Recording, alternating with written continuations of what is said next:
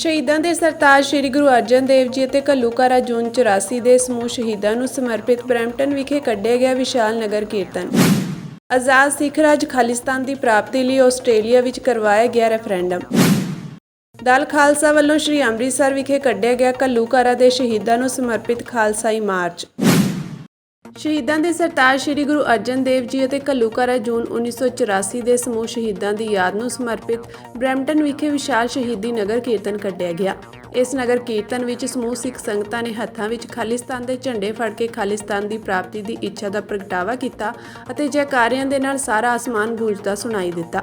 ਇਸ ਨਗਰ ਕੀਰਤਨ ਵਿੱਚ ਜੂਨ 84 ਦੇ ਘੱਲੂਘਾਰੇ ਦਾ ਦਰਦ ਸਮੂਹ ਸਿੱਖ ਸੰਗਤਾਂ ਵਿੱਚ ਦੇਖਣ ਨੂੰ ਮਿਲਿਆ, ਜਦੋਂ ਭਾਰਤੀ ਫੌਜ ਨੇ ਦਰਬਾਰ ਸਾਹਿਬ ਅਤੇ ਹੋਰ ਸਿੱਖ ਗੁਰਦੁਆਰਾ ਸਾਹਿਬਾਨਾਂ ਤੇ ਹਮਲਾ ਕਰਕੇ ਹਜ਼ਾਰਾਂ ਸਿੱਖਾਂ ਦਾ ਕਤਲੇਆਮ ਕੀਤਾ ਸੀ। ਬਰੈਂਪਟਨ ਦੇ ਗੁਰਦੁਆਰਾ ਸ੍ਰੀ ਗੁਰੂ ਨਾਨਕ ਮਿਸ਼ਨ ਸੈਂਟਰ ਤੋਂ ਸ਼ੁਰੂ ਹੋ ਕੇ ਵਿਸ਼ਾਲ ਸ਼ਹੀਦੀ ਨਗਰ ਕੀਰਤਨ ਗੁਰਦੁਆਰਾ ਜੋਤ ਪ੍ਰਕਾਸ਼ ਜਾ ਕੇ ਸਮਾਪਤ ਹੋਇਆ। ਇਸ ਨਗਰ ਕੀਰਤਨ ਨੂੰ ਮਾਨਤਾ ਦਿੰਦਿਆਂ ਬਰੈਂਪਟਨ ਦੀ ਸਿਟੀ ਕੌਂਸਲ ਨੇ ਸਿਟੀ ਹਾਲ ਕਲੋਕ ਨੂੰ ਕੇਸਰੀ ਅਤੇ ਨੀਲੇ ਰੰਗ ਵਿੱਚ ਰੰਗਿਆ ਹੈ। ਵੱਖ-ਵੱਖ ਥਾਵਾਂ ਤੇ ਆਜ਼ਾਦ ਸਿੱਖ ਰਾਜ ਦੀ ਪ੍ਰਾਪਤੀ ਲਈ ਰੈਫਰੈਂਡਮ ਕਰਵਾਏ ਜਾ ਰਹੇ ਹਨ। ਇਸੇ ਤਰ੍ਹਾਂ ਆਸਟ੍ਰੇਲੀਆ ਵਿੱਚ ਸਿੱਖ ਰਾਜ ਖਾਲਿਸਤਾਨ ਦੀ ਪ੍ਰਾਪਤੀ ਲਈ ਰੈਫਰੈਂਡਮ ਕਰਵਾਇਆ ਗਿਆ, ਜਿਸ ਵਿੱਚ ਵੱਡੀ ਗਿਣਤੀ ਵਿੱਚ ਸਿੱਖ ਸੰਗਤਾਂ ਨੇ ਵੋਟਿੰਗ ਕੀਤੀ। ਹਾਲਾਂਕਿ ਭਾਰਤ ਸਰਕਾਰ ਵੱਲੋਂ ਇਸ ਰੈਫਰੈਂਡਮ ਨੂੰ ਅਸਫਲ ਕਰਨ ਲਈ ਕਈ ਕੋਸ਼ਿਸ਼ਾਂ ਕੀਤੀਆਂ ਗਈਆਂ, ਪਰ ਸਭ ਨਾਕਾਮ ਸਾਬਿਤ ਹੋਈਆਂ। ਪਹਿਲਾਂ ਭਾਰਤ ਦੇ ਪ੍ਰਧਾਨ ਮੰਤਰੀ ਦੁਆਰਾ ਆਸਟ੍ਰੇਲੀਆ ਦਾ ਦੌਰਾ ਕੀਤਾ ਗਿਆ ਤਾਂ ਜੋ ਸਿੱਖਾਂ ਨੂੰ ਰੈਫਰੈਂਡਮ ਲਈ ਸੈਂਟਰ ਨਾ ਦਿੱਤੇ ਜਾਣ ਲਈ ਸਰਕਾਰ ਤੇ ਦਬਾਅ ਪਾਇਆ ਜਾ ਸਕੇ, ਪਰ ਲੱਖਾਂ ਕੋਸ਼ਿਸ਼ਾਂ ਦੇ ਬਾਵਜੂਦ ਇੱਕ ਦਿਨ ਪਹਿਲਾਂ ਸੈਂਟਰ ਅਨਾਉਂਸ ਹੋਇਆ ਅਤੇ ਸਿਡਨੀ ਵਿੱਚ ਸਿੱਖ ਸੰਗਤਾਂ ਵੱਲੋਂ ਆਪਣੀਆਂ ਸਿੱਖ ਰਾਜ ਪ੍ਰਾਪਤੀ ਦੀਆਂ ਭਾਵਨਾਵਾਂ ਨੂੰ ਪ੍ਰਗਟ ਕਰਦਿਆਂ ਰੈਫਰੈਂਡਮ ਦੀ ਵੋਟਿੰਗ ਕੀਤੀ ਗਈ। ਦਲ ਖਾਲਸਾ ਵੱਲੋਂ ਜੂਨ 84 ਘੱਲੂਘਾਰਾ ਦੇ ਸ਼ਹੀਦਾਂ ਨੂੰ ਸਮਰਪਿਤ ਅੱਜ ਸ਼ਾਮ ਨੂੰ ਸ੍ਰੀ ਅੰਮ੍ਰਿਤਸਰ ਵਿਖੇ ਖਾਲਸਾਈ ਮਾਰਚ ਕੱਢਿਆ ਗਿਆ, ਜਿਸ ਵਿੱਚ ਸਿੱਖ ਸੰਗਤਾਂ ਵੱਲੋਂ ਨਾਅਰੇਬਾਜ਼ੀ ਕੀਤੀ ਗਈ ਅਤੇ ਭਾਰਤੀ ਹਕੂਮਤ ਦੁਆਰਾ ਢਾਏ ਜ਼ੁਲਮਾਂ ਨੂੰ ਯਾਦ ਕੀਤਾ ਗਿਆ।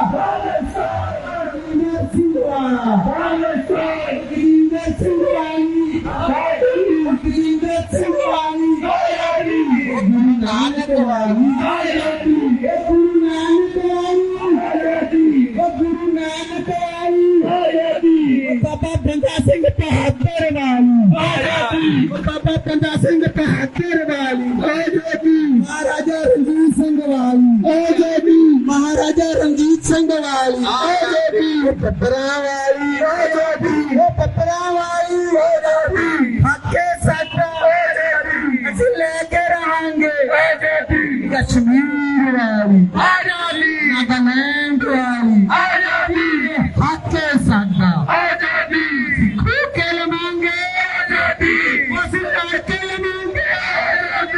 ਅਸੀਂ ਲੜ ਕੇ ਲਵਾਂਗੇ ਆਜ਼ਾਦੀ ਅਸੀਂ ਮਰ ਵੀ ਗਏ ਤਾਂ ਆਜ਼ਾਦੀ ਅਸੀਂ ਮਰ ਵੀ ਗਏ ਤਾਂ ਆਜ਼ਾਦੀ ਅਸੀਂ ਲੈ ਕੇ ਆਵਾਂਗੇ ਆਜ਼ਾਦੀ ਸਾਡੇ ਬੱਚੇ ਲੈਣਗੇ ਆਜ਼ਾਦੀ ਸਾਡੇ ਬੱਚੇ ਲੈਣਗੇ ਆਜ਼ਾਦੀ ਲੈ ਕੇ ਆਵਾਂਗੇ ਆਜ਼ਾਦੀ ਲੈ ਕੇ ਲਵਾਂਗੇ ਆਜ਼ਾਦੀ ਇਹ ਹੱਕ ਸਾਡਾ ਆਜ਼ਾਦੀ ਹੱਕ ਸਾਡਾ ਆਜ਼ਾਦੀ ਪੰਜਾਬੀ ਕੀ ਚੰਗਾ ਆਜ਼ਾਦੀ ਹਰ ਪੰਜਾਬੀ ਕੀ ਚੰਗਾ ਆਜ਼ਾਦੀ ਹੱਕ ਚੰਗਾ ਪੰਜਾਬ ਕੀ ਚੰਗਾ ਹਰ ਚੀਜ਼ ਕੀ ਚੰਗਾ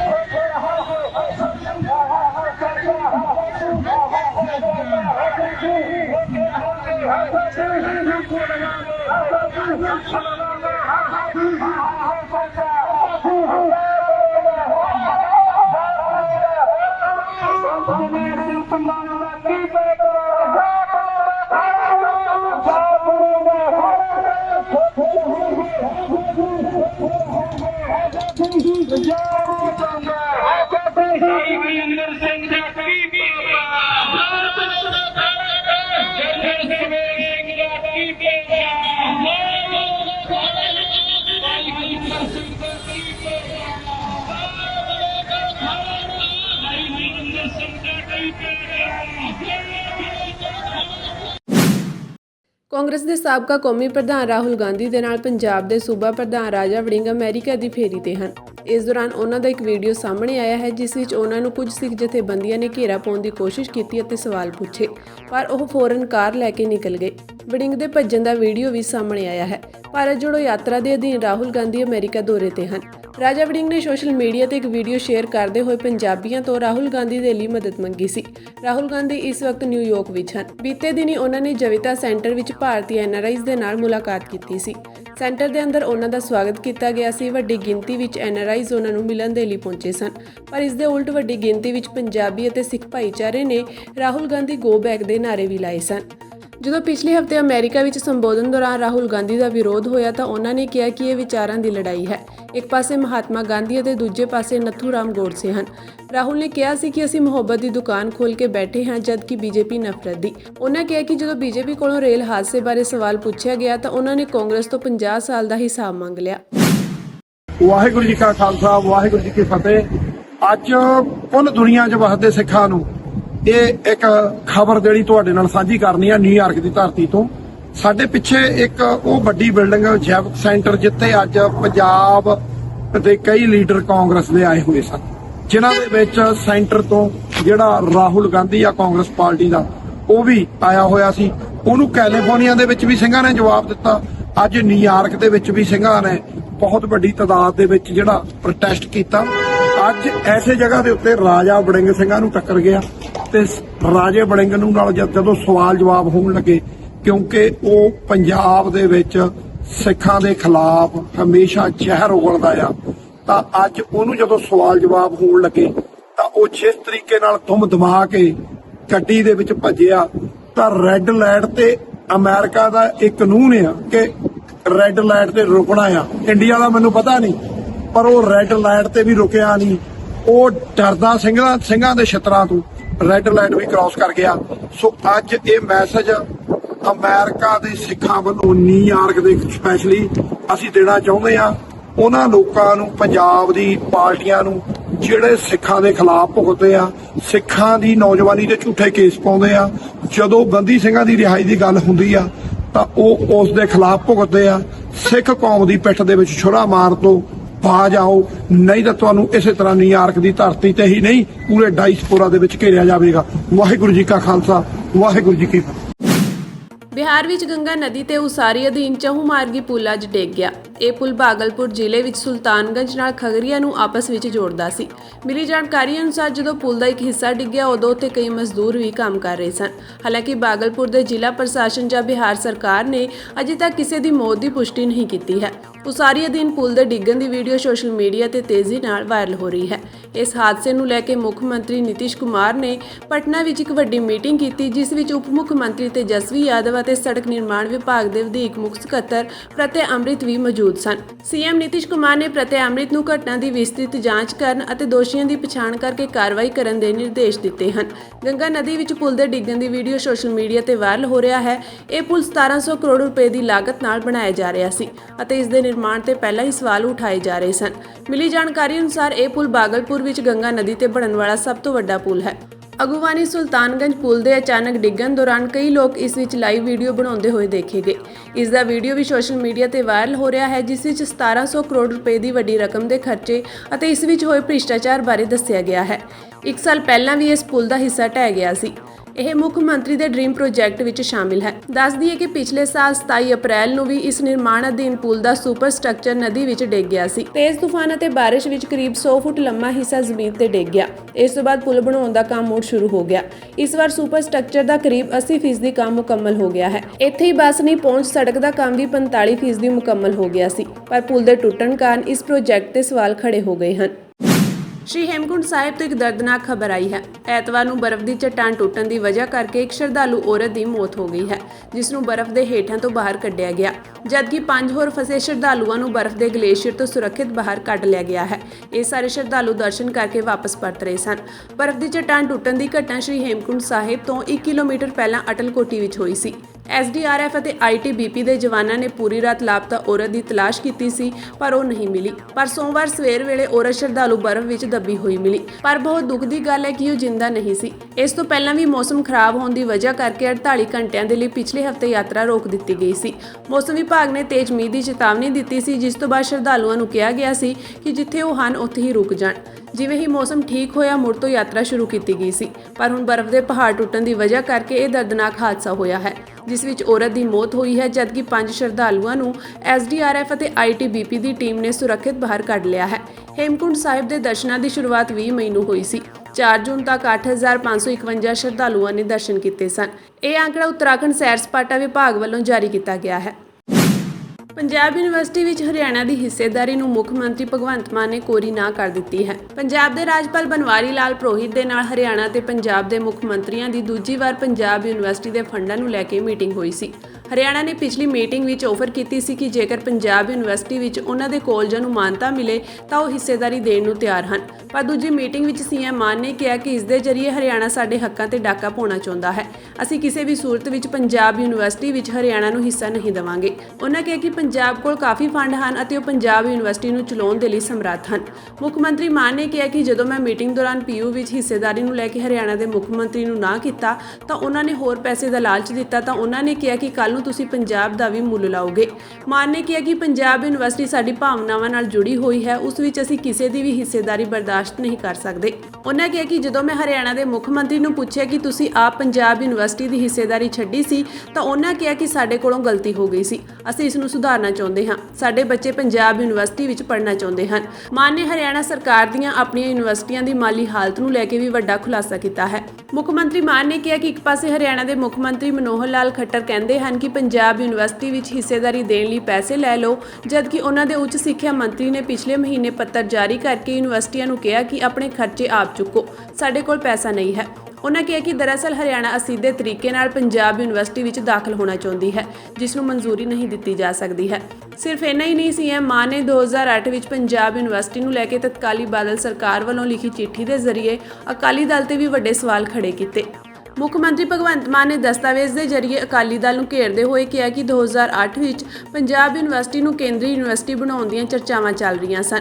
ਤਤਕਾਲੀ ਮੁੱਖ ਮੰਤਰੀ ਪ੍ਰਕਾਸ਼ ਸਿੰਘ ਬਾਦਲ ਨੇ ਤਤਕਾਲੀ ਪ੍ਰਧਾਨ ਮੰਤਰੀ ਮਨਮੋਹਨ ਸਿੰਘ ਨੂੰ ਪੱਤਰ ਲਿਖ ਕੇ ਕਿਹਾ ਸੀ ਕਿ ਸਾਨੂੰ ਕੋਈ ਇਤਰਾਜ਼ ਨਹੀਂ ਹੈ ਜੇਕਰ ਪੰਜਾਬ ਯੂਨੀਵਰਸਿਟੀ ਨੂੰ ਕੇਂਦਰੀ ਯੂਨੀਵਰਸਿਟੀ ਬਣਾ ਦਿੱਤਾ ਜਾਵੇ, ਜਦਕਿ ਹੁਣ ਉਹ ਸਾਨੂੰ ਨਸੀਹਤ ਦਿੰਦੇ ਹਨ ਕਿ ਅਸੀਂ ਪੰਜਾਬ ਯੂਨੀਵਰਸਿਟੀ ਨੂੰ ਹਰਿਆਣਾ ਦੇ ਹਵਾਲੇ ਕਰਨਾ ਚਾਹੁੰਦੇ ਹਾਂ। ਸੀਐਮ ਮਾਨ ਨੇ ਕਿਹਾ ਕਿ ਅਸੀਂ ਪੰਜਾਬ ਯੂਨੀਵਰਸਿਟੀ ਦੇ ਸੈਨੇਟ ਵਿੱਚ ਕੇਂਦਰ ਦੇ ਮੈਂਬਰਾਂ ਦੀ ਨਿਯੁਕਤੀ ਦਾ ਵਿਰੋਧ ਕੀਤਾ ਅਤੇ ਵਿਧਾਨ ਸਭਾ ਵਿੱਚ ਪੰਜਾਬ ਯੂਨੀਵਰਸਿਟੀ ਨੂੰ ਕੇਂਦਰੀ ਯੂਨੀਵਰਸਿਟੀ ਬਣਾਉਣ ਖਿਲਾਫ ਮਤਾ ਵੀ ਪਾਸ ਕੀਤਾ ਅਤੇ ਗ੍ਰਹਿ ਮੰਤਰੀ ਅਮਿਤ ਸ਼ਾਹ ਨੂੰ ਭੇਜਿਆ ਕਿ ਸੂਬਾ ਸਰਕਾਰ ਪੰਜਾਬ ਯੂਨੀਵਰਸਿਟੀ ਦਾ ਖਰਚਾ ਚੁੱਕੇਗੀ, ਇਸ ਨੂੰ ਕੇਂਦਰੀ ਯੂਨੀਵਰਸਿਟੀ ਨਾ ਬਣਾਇਆ ਜਾਵੇ। ਦੂਜੇ ਪਾਸੇ ਮੁੱਖ ਮੰਤਰੀ ਭਗਵੰਤ ਮਾਨ ਨੂੰ ਅਕਾਲੀ ਦਲ ਦੇ ਬੁਲਾਰੇ ਦਲਜੀਤ ਸਿੰਘ ਚੀਮਾ ਨੇ ਜਵਾਬ ਦਿੰਦੇ ਹੋਏ ਕਿਹਾ ਕਿ ਉਹਨਾਂ ਨੇ ਅਧੂਰੀ ਗੱਲ ਦੱਸੀ ਹੈ।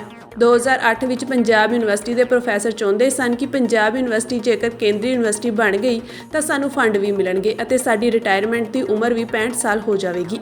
ਚੀਮਾ ਨੇ ਦੱਸਿਆ ਕਿ ਇਸ ਦੇ ਲਈ ਯੂਨੀਵਰਸਿਟੀ ਵਿੱਚ ਵੱਡਾ ਅੰਦੋਲਨ ਹੋਇਆ ਸੀ। ਉਸ ਦੌਰਾਨ ਤਤਕਾਲੀ ਮੁੱਖ ਮੰਤਰੀ ਪ੍ਰਕਾਸ਼ ਸਿੰਘ ਬਾਦਲ ਨੇ 4 ਸ਼ਰਤਾਂ ਲਗਾਈਆਂ ਸਨ। ਪਹਿਲੀ ਸ਼ਰਤ ਸੀ ਕਿ ਯੂਨੀਵਰਸਿਟੀ ਦਾ ਨਾਂ ਪੰਜਾਬ ਯੂਨੀਵਰਸਿਟੀ ਹੀ ਰਹੇਗਾ।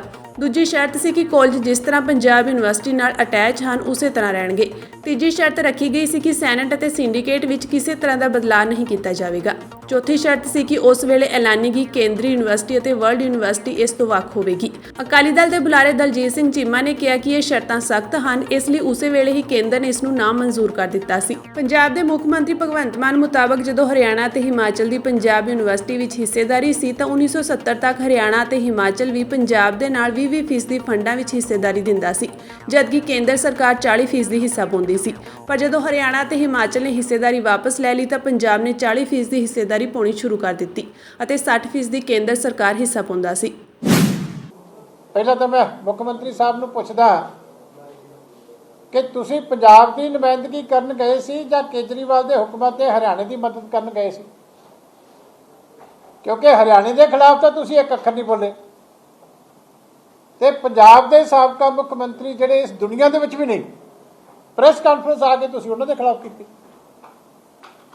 ਇਹਦਾ ਮਤਲਬ ਹੈ ਕਿ ਤੁਸੀਂ ਕਨਫਿਊਜ਼ਨ ਕ੍ਰੀਏਟ ਕਰਕੇ ਤੇ ਹਰਿਆਣੇ ਨੂੰ ਜਿਹੜਾ ਉਹਦਾ ਬੈਨੀਫਿਟ ਦੇਣਾ ਚਾਹੁੰਦੇ ਹੋ ਕਿ ਦੇਖੋ ਮੈਂ ਤਾਂ ਹਰਿਆਣੇ ਦੇ ਉੱਤੇ ਗਿਆ ਜ਼ਰੂਰ ਸੀ ਮੀਟਿੰਗ 'ਚ, ਮੈਂ ਤਾਂ ਉਲਟਾ ਆ ਕੇ ਤੇ ਅਕਾਲੀ ਦਲ ਦੇ ਉੱਤੇ ਦੋਸ਼ ਲਾ ਦਿੱਤੇ ਤੇ ਤੁਹਾਡੇ ਜਿਹੜਾ ਮੈਂ ਕਾਊਂਟਰ ਕਰਨਾ ਸੀ ਉੱਥੇ ਮੈਂ ਨਹੀਂ ਕੀਤਾ। ਅਸੀਂ ਇਹ ਚਾਲ ਜਿਹੜੀ ਮੁੱਖ ਮੰਤਰੀ ਸਾਹਿਬ ਦੀ ਹੈ ਇਹਨੂੰ ਕੰਡੈਮ ਕਰਦੇ, ਕਿਉਂਕਿ ਜਦੋਂ ਦੂਜੀ ਸਟੇਟ ਦੇ ਨਾਲ ਕੋਈ ਮਸਲਾ ਹੋਵੇ ਤੇ ਸਿਆਣਾ ਮੁੱਖ ਮੰਤਰੀ ਆਪਣਿਆਂ ਨੂੰ ਨਾਲ ਲੈ ਕੇ ਚੱਲਣ ਦੀ ਕੋਸ਼ਿਸ਼ ਕਰਦਾ ਔਰ ਦੂਜੇ ਪਾਸੇ ਜਿਹੜਾ ਮੈਰਿਟ ਦੇ ਉੱਤੇ ਆ ਉਹ ਆਪਣਾ ਕੇਸ ਜਿਹੜਾ ਸਟੇਟ ਦਾ ਉਹ ਦੂਜੀ ਸਟੇਟ ਦੇ ਪਾਸੇ ਰੱਖਦਾ। ਪਰ ਸਾਡੇ ਮੁੱਖ ਮੰਤਰੀ ਸਾਹਿਬ ਤੇ ਰਾਜਨੀਤੀ ਔਰ ਗੰਦੀ ਰਾਜਨੀਤੀ ਇੰਨੀ ਹਾਵੀ ਹੈ ਕਿ ਇਹਨਾਂ ਨੇ ਆਪਣੇ ਜਿਹੜੇ ਸਾਡੇ ਸਾਬਕਾ ਮੁੱਖ ਮੰਤਰੀ ਆ ਉਹਨਾਂ ਦੇ ਉੱਤੇ ਸੈਂਟਰਲ ਯੂਨੀਵਰਸਿਟੀ ਦਾ ਇੱਕ ਪੁਰਾਣੀ ਚਿੱਠੀ ਕੱਢ ਕੇ 2008 ਦੀ, ਜਿਹੜਾ ਮੌਜੂਦਾ ਜਿਹੜਾ ਰੌਲਾ ਹਰਿਆਣੇ ਦਾ ਉਹਦੇ ਨਾਲ ਕੋਈ ਸੰਬੰਧ ਨਹੀਂ ਹੈ। ਮੈਂ ਫੇਰ ਕਲੀਅਰ ਕਰ ਦਿਆਂ ਕਿ ਅੱਜ ਕੋਈ ਸੈਂਟਰਲ ਯੂਨੀਵਰਸਿਟੀ ਬਣਾਉਣ ਦੀ ਗੱਲ ਨਹੀਂ ਹੈ। ਅੱਜ ਇਸ਼ੂ ਹੈ ਕਿ ਹਰਿਆਣਾ ਚਾਹੁੰਦਾ 45 ਸਾਲਾਂ ਬਾਅਦ ਫੇਰ ਆਪਣੇ ਕਾਲਜ ਪੰਜਾਬ ਯੂਨੀਵਰਸਿਟੀ ਨਾਲ ਅਟੈਚ ਕਰਕੇ ਤੇ ਆਪਣਾ ਚੰਡੀਗੜ੍ਹ ਦੇ ਵਿੱਚ ਹਿੱਸੇਦਾਰੀ ਵਧਾਈ ਜਾਵੇ। ਅੱਜ ਇਸ਼ੂ ਇਹ ਹੈ। ਪਹਿਲਾਂ ਤਾਂ ਮੈਂ ਮੁੱਖ ਮੰਤਰੀ ਸਾਹਿਬ ਨੂੰ ਪੁੱਛਦਾ ਵੀ ਤੁਸੀਂ ਇਹ ਤਾਂ ਦੱਸਿਆ ਕਿ ਬਾਦਲ ਸਾਹਿਬ ਨੇ ਇੱਕ ਚਿੱਠੀ ਲਿਖੀ ਸੀ 2008 ਦੇ ਵਿੱਚ NOC ਦੇਣ ਵਾਸਤੇ ਕਿ ਸੈਂਟਰਲ ਯੂਨੀਵਰਸਿਟੀ ਬਣਾਈ ਜਾਵੇ। ਉਹਦੀ ਬੈਕਗਰਾਉਂਡ ਤੁਸੀਂ ਦੱਸਣ ਦੀ ਕੋਸ਼ਿਸ਼ ਨਹੀਂ ਕੀਤੀ, ਤੁਹਾਡੇ ਕੋਲ ਰਿਕਾਰਡ ਸਾਰਾ। ਔਰ ਨਾਲ ਦੀ ਨਾਲ ਤੁਸੀਂ ਇਹ ਨਹੀਂ ਦੱਸਿਆ ਕਿ 5 ਦਿਨਾਂ ਬਾਅਦ ਜਦੋਂ ਪੰਜਾਬ ਦੇ ਸਾਡੇ ਬੁੱਧੀਜੀਵੀ ਵਰਗ ਨੇ ਔਰ ਕੇਂਦਰ ਨੇ ਸਾਡੀਆਂ ਸ਼ਰਤਾਂ ਪ੍ਰਵਾਨ ਨਹੀਂ ਸੀ ਕੀਤੀਆਂ ਤੇ 5 ਦਿਨਾਂ ਬਾਅਦ ਉਹ ਚਿੱਠੀ ਵਾਪਸ ਵੀ ਹੋ ਗਈ ਸੀ। ਕਿ ਇਹ ਮੁੱਖ ਮੰਤਰੀ ਨੂੰ ਸ਼ੋਭਾ ਦਿੰਦਾ ਕਿ 15 ਸਾਲਾਂ ਬਾਅਦ ਇੱਕ ਚਿੱਠੀ ਦਿਖਾ ਰਹੇ ਹੋ ਤੇ ਬੇਈਮਾਨੀ ਐਡੀ ਹੈ ਕਿ 5 ਦਿਨਾਂ ਬਾਅਦ ਉਹਦੇ ਬਾਅਦ ਇੱਕ ਹੋਰ ਚਿੱਠੀ ਗਈ, ਉਹ ਚਿੱਠੀ ਨੂੰ ਤੁਸੀਂ ਦਿਖਾ ਰਹੇ ਹੋ ਤੇ ਇਸ ਤੋਂ ਵੱਡੀ ਬੇਈਮਾਨੀ ਕੀ ਹੋਊਗੀ ਜੀ ਤੁਹਾਡੀ? ਮੈਂ ਸਾਰੇ ਪੰਜਾਬ ਦੇ ਲੋਕਾਂ ਨੂੰ ਤੁਹਾਡੇ ਨਾਲ ਕਲੀਅਰ ਕਰਨਾ ਚਾਹੁੰਦਾ ਕਿ ਉਸ ਵੇਲੇ ਪੰਜਾਬ ਯੂਨੀਵਰਸਿਟੀ ਦੇ ਵਿੱਚ ਇੱਕ ਐਜੀਟੇਸ਼ਨ ਚੱਲ ਰਿਹਾ ਸੀ ਸਾਰੇ ਪ੍ਰੋਫੈਸਰ ਸਾਹਿਬਾਨ ਦਾ, ਉਹਦੇ 'ਚ ਵਿਦਿਆਰਥੀ ਵੀ ਸਪੋਰਟ ਕਰ ਰਹੇ ਸੀ ਔਰ ਉਹ ਚਾਹੁੰਦੇ ਸੀ ਕਿ ਉਸ ਵੇਲੇ ਦੇ ਪ੍ਰਧਾਨ ਮੰਤਰੀ ਡਾਕਟਰ ਮਨਮੋਹਨ ਸਿੰਘ ਸੀ, ਇਹ ਚਾਹੁੰਦੇ ਸੀ ਕਿ ਸਾਡੀ ਉਹ ਮਦਦ ਕਰਨ ਨੂੰ ਤਿਆਰ ਨੇ, ਇਹਨੂੰ ਉਹ ਜਿਹੜਾ ਸੈਂਟਰਲ ਯੂਨੀਵਰਸਿਟੀ ਦਾ ਦਰਜਾ ਦੇਣ ਨੂੰ ਤਿਆਰ ਨੇ, ਪਰ ਪੰਜਾਬ ਗੌਰਮੈਂਟ ਲਿਖ ਕੇ ਸਿਫਾਰਿਸ਼ ਕਰ ਦਿੰਦੀ। ਉਹਨਾਂ ਦਾ ਮਕਸਦ ਇਹ ਸੀ ਕਿ ਉਹਦੇ ਨਾਲ ਟੀਚਰਾਂ ਦੀ ਰਿਟਾਇਰਮੈਂਟ ਏਜ 65 ਸਾਲ ਹੋ ਜਾਏਗੀ। ਜਿਹੜੇ PhD ਤੇ MPhil ਦੇ ਵਿਦਿਆਰਥੀ ਨੇ ਉਹਨਾਂ ਦੇ ਸਕਾਲਰਸ਼ਿਪ ਬਹੁਤ ਵੱਡੇ ਜਿਹੜੇ 15 ਤੋਂ 20 ਹਜ਼ਾਰ ਤੱਕ ਉਹਨਾਂ ਨੂੰ ਮਿਲ ਲੱਗ ਜਾਣਗੇ। ਪੰਜਾਬ ਦੇ ਸਾਰੇ ਕਾਲਜਾਂ ਨੂੰ ਉਹਨਾਂ ਦਾ ਤਰਕ ਸੀ ਕਿ ਫਾਇਦਾ ਹੋਊਗਾ ਔਰ ਨਾਲ ਉਹਨਾਂ ਨੂੰ ਸੀ ਕਿ ਰਿਸਰਚ ਉਹਦੇ ਨਾਲ ਪ੍ਰਮੋਟ ਹੋਏਗੀ। ਇਹ ਗੱਲ ਕਹਿ ਕੇ ਉਹਨਾਂ ਨੇ ਮੁੱਖ ਮੰਤਰੀ ਸਾਹਿਬ ਕੋਲੇ ਉਹਨਾਂ ਦਾ ਡੈਲੀਗੇਸ਼ਨ ਆਇਆ ਸੀ ਤੇ ਉਹਨਾਂ ਨੇ ਬੇਨਤੀ ਕੀਤੀ ਸੀ ਕਿ ਤੁਸੀਂ ਇਹ ਲਿਖ ਕੇ ਸਿਫਾਰਿਸ਼ ਕਰ ਦਿਓ ਤੇ ਜਿਹੜੀ ਹੈ ਇਹ ਸੈਂਟਰਲ ਯੂਨੀਵਰਸਿਟੀ ਦਾ ਦਰਜਾ ਮਿਲ ਜੇ, ਸਾਨੂੰ ਫਾਇਦਾ ਹੋ। ਪਰ ਬਾਦਲ ਸਾਹਿਬ ਸਿਆਣੇ ਸੀ, ਉਹਨਾਂ ਨੂੰ ਪਤਾ ਸੀ ਕਿ ਜਿਹੜਾ ਪੰਜਾਬ ਯੂਨੀਵਰਸਿਟੀ ਦੇ ਨਾਲ ਸਾਡਾ ਚੰਡੀਗੜ੍ਹ ਦਾ ਕਲੇਮ ਵੀ ਜੁੜਿਆ ਹੋਇਆ। ਉਹਨਾਂ ਨੇ 4 ਚੀਜ਼ਾਂ ਉਹਦੇ ਨਾਲ ਲਿਖੀਆਂ ਸੀ। ਜਿਹੜੀ ਚਿੱਠੀ ਮੁੱਖ ਮੰਤਰੀ ਸਾਹਿਬ ਨੇ ਲਿਖੀ ਹੈ ਅੰਗਰੇਜ਼ੀ 'ਚ ਉਹਨਾਂ ਨੇ ਪੜ੍ਹੀ ਨਹੀਂ ਹੋਣੀ, ਉਹਦੇ ਵਿੱਚ ਹੀ ਲਿਖਿਆ ਹੋਇਆ। ਇਹੀ ਚਿੱਠੀ ਹੈ ਜਿਹੜੀ ਮੁੱਖ ਮੰਤਰੀ ਸਾਹਿਬ ਨੇ ਬਾਦਲ ਸਾਹਿਬ ਦੀ, ਇਹ 5 ਦਿਨਾਂ ਬਾਅਦ ਚਿੱਠੀ ਵੀ ਵਾਪਸ ਹੋ ਗਈ ਹੈ। ਪਰ ਇਸੇ ਚਿੱਠੀ 'ਚੋਂ ਮੈਂ ਪੜ੍ਹ ਕੇ ਸੁਣਾਉਣਾ, 4 ਸ਼ਰਤਾਂ ਕਿਹੜੀਆਂ ਸੀ ਕਿ ਯੂਨੀਵਰਸਿਟੀ ਦਾ ਨਾਮ ਪੰਜਾਬ ਯੂਨੀਵਰਸਿਟੀ ਰਹੇਗਾ, ਪਹਿਲੀ ਗੱਲ। ਦੂਜੀ ਗੱਲ ਸੀ ਕਿ ਜਿਹੜੇ ਸਿੰਡੀਕੇਟ ਤੇ ਸੈਨੇਟ ਦੇ ਮੈਂਬਰਾਂ ਦੀ ਗਿਣਤੀ ਹੈ ਉਹ ਜਿਵੇਂ ਹੁਣ ਹੈ ਉਹ ਤਬਦੀਲੀ ਨਹੀਂ ਹੋਊਗੀ, ਕਿਉਂਕਿ ਉਹਦੇ 'ਚ ਹਰਿਆਣੇ ਤੇ ਹਿਮਾਚਲ ਦਾ ਕੋਈ ਮੈਂਬਰ ਨਹੀਂ ਹੈਗਾ, ਹੁਣ ਉਹ ਆਪਣੇ ਕਾਲਜ ਕੱਢ ਚੁੱਕੇ ਆ। ਇਸ ਕਰਕੇ ਬਾਦਲ ਸਾਹਿਬ ਨੇ ਸਿਆਣਪ ਨਾਲ ਹੀ ਲਿਖ ਦਿੱਤਾ ਸੀ ਕਿ ਸਿੰਡੀਕੇਟ ਤੇ ਸੈਨੇਟ ਦੇ ਮੈਂਬਰਾਂ ਦੀ ਗਿਣਤੀ ਦੇ ਵਿੱਚ ਕੋਈ ਫਰਕ ਨਹੀਂ ਹੋਊਗਾ। ਤੀਸਰੀ ਕੰਡੀਸ਼ਨ ਸੀ ਕਿ ਪੰਜਾਬ ਦੇ ਕਾਲਜ ਜਿਵੇਂ ਅਟੈਚਡ ਹੈ ਉਵੇਂ ਰਹਿਣਗੇ, ਕੋਈ ਹਰਿਆਣੇ ਦਾ ਕਾਲਜ ਅਟੈਚ ਨਹੀਂ ਸੀ, ਕੋਈ ਹਿਮਾਚਲ ਦਾ ਅਟੈਚ ਨਹੀਂ ਸੀ, ਜਿਹੜੀ ਅੱਜ ਕੋਸ਼ਿਸ਼ ਹੋ ਰਹੀ ਹੈ। ਉਹ ਬਾਦਲ ਸਾਹਿਬ ਨੇ 15 ਸਾਲ ਪਹਿਲਾਂ ਉਸੇ ਚਿੱਠੀ 'ਚ ਲਿਖੀ ਹੈ, ਸ਼੍ਰੀਮਾਨ ਜੀ ਮੈਂ ਤੁਹਾਨੂੰ ਪੜ੍ਹ ਕੇ ਸੁਣਾਉਣਾ ਜਿਹੜੀ ਤੁਸੀਂ ਜਾਰੀ ਕੀਤੀ ਹੈ, ਪਹਿਲਾਂ ਡਾਕੂਮੈਂਟ ਪੜ੍ਹ ਲਿਆ ਕਰੋ। ਉਹਦੇ ਵਿੱਚ ਹੀ ਲਿਖਿਆ ਸੀ ਕਿ ਕੋਈ ਜਿਹੜੇ ਕਾਲਜਾਂ ਦੀ ਕੰਟੀਨਿਊਸ਼ਨ ਹੈ ਉਹ ਉਸੇ ਤਰ੍ਹਾਂ ਰਹੇਗੀ।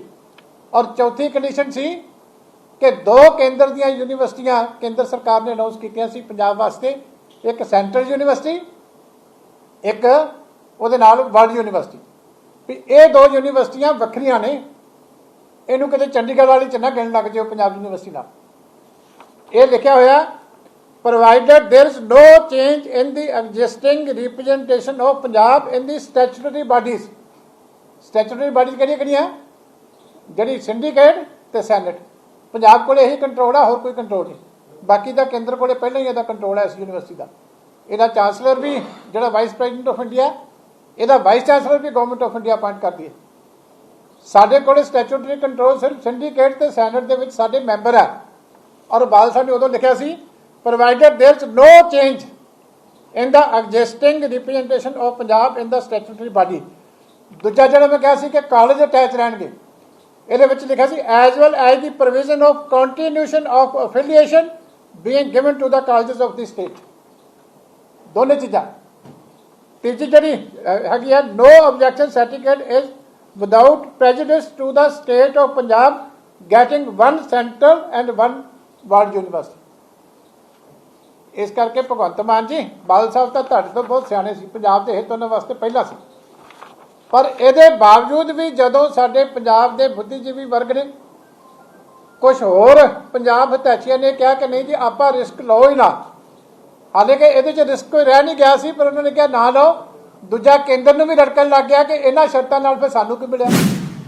ਹਰ ਐਤਵਾਰ ਦੀ ਤਰ੍ਹਾਂ ਕੱਲ੍ਹ ਵੀ ਪਿੰਡ ਮੂਸੇ ਆਪਣੇ ਘਰ ਪਹੁੰਚੇ ਲੋਕਾਂ ਨੂੰ ਸੰਬੋਧਨ ਕਰਦਿਆਂ ਸਿੱਧੂ ਮੂਸੇਵਾਲਾ ਦੇ ਮਾਤਾ ਚਰਨ ਕੌਰ ਨੇ ਕਿਹਾ ਕਿ ਬੀਤੀ 29 ਮਈ ਨੂੰ ਸਿੱਧੂ ਦੀ ਬਰਸੀ ਮਨਾਈ ਗਈ, ਜੋ ਕਿ ਪੰਜਾਬ ਅਤੇ ਵਿਦੇਸ਼ਾਂ ਵਿੱਚ ਬੈਠੇ ਪੰਜਾਬੀਆਂ ਲਈ ਕਾਲਾ ਦਿਨ ਸੀ।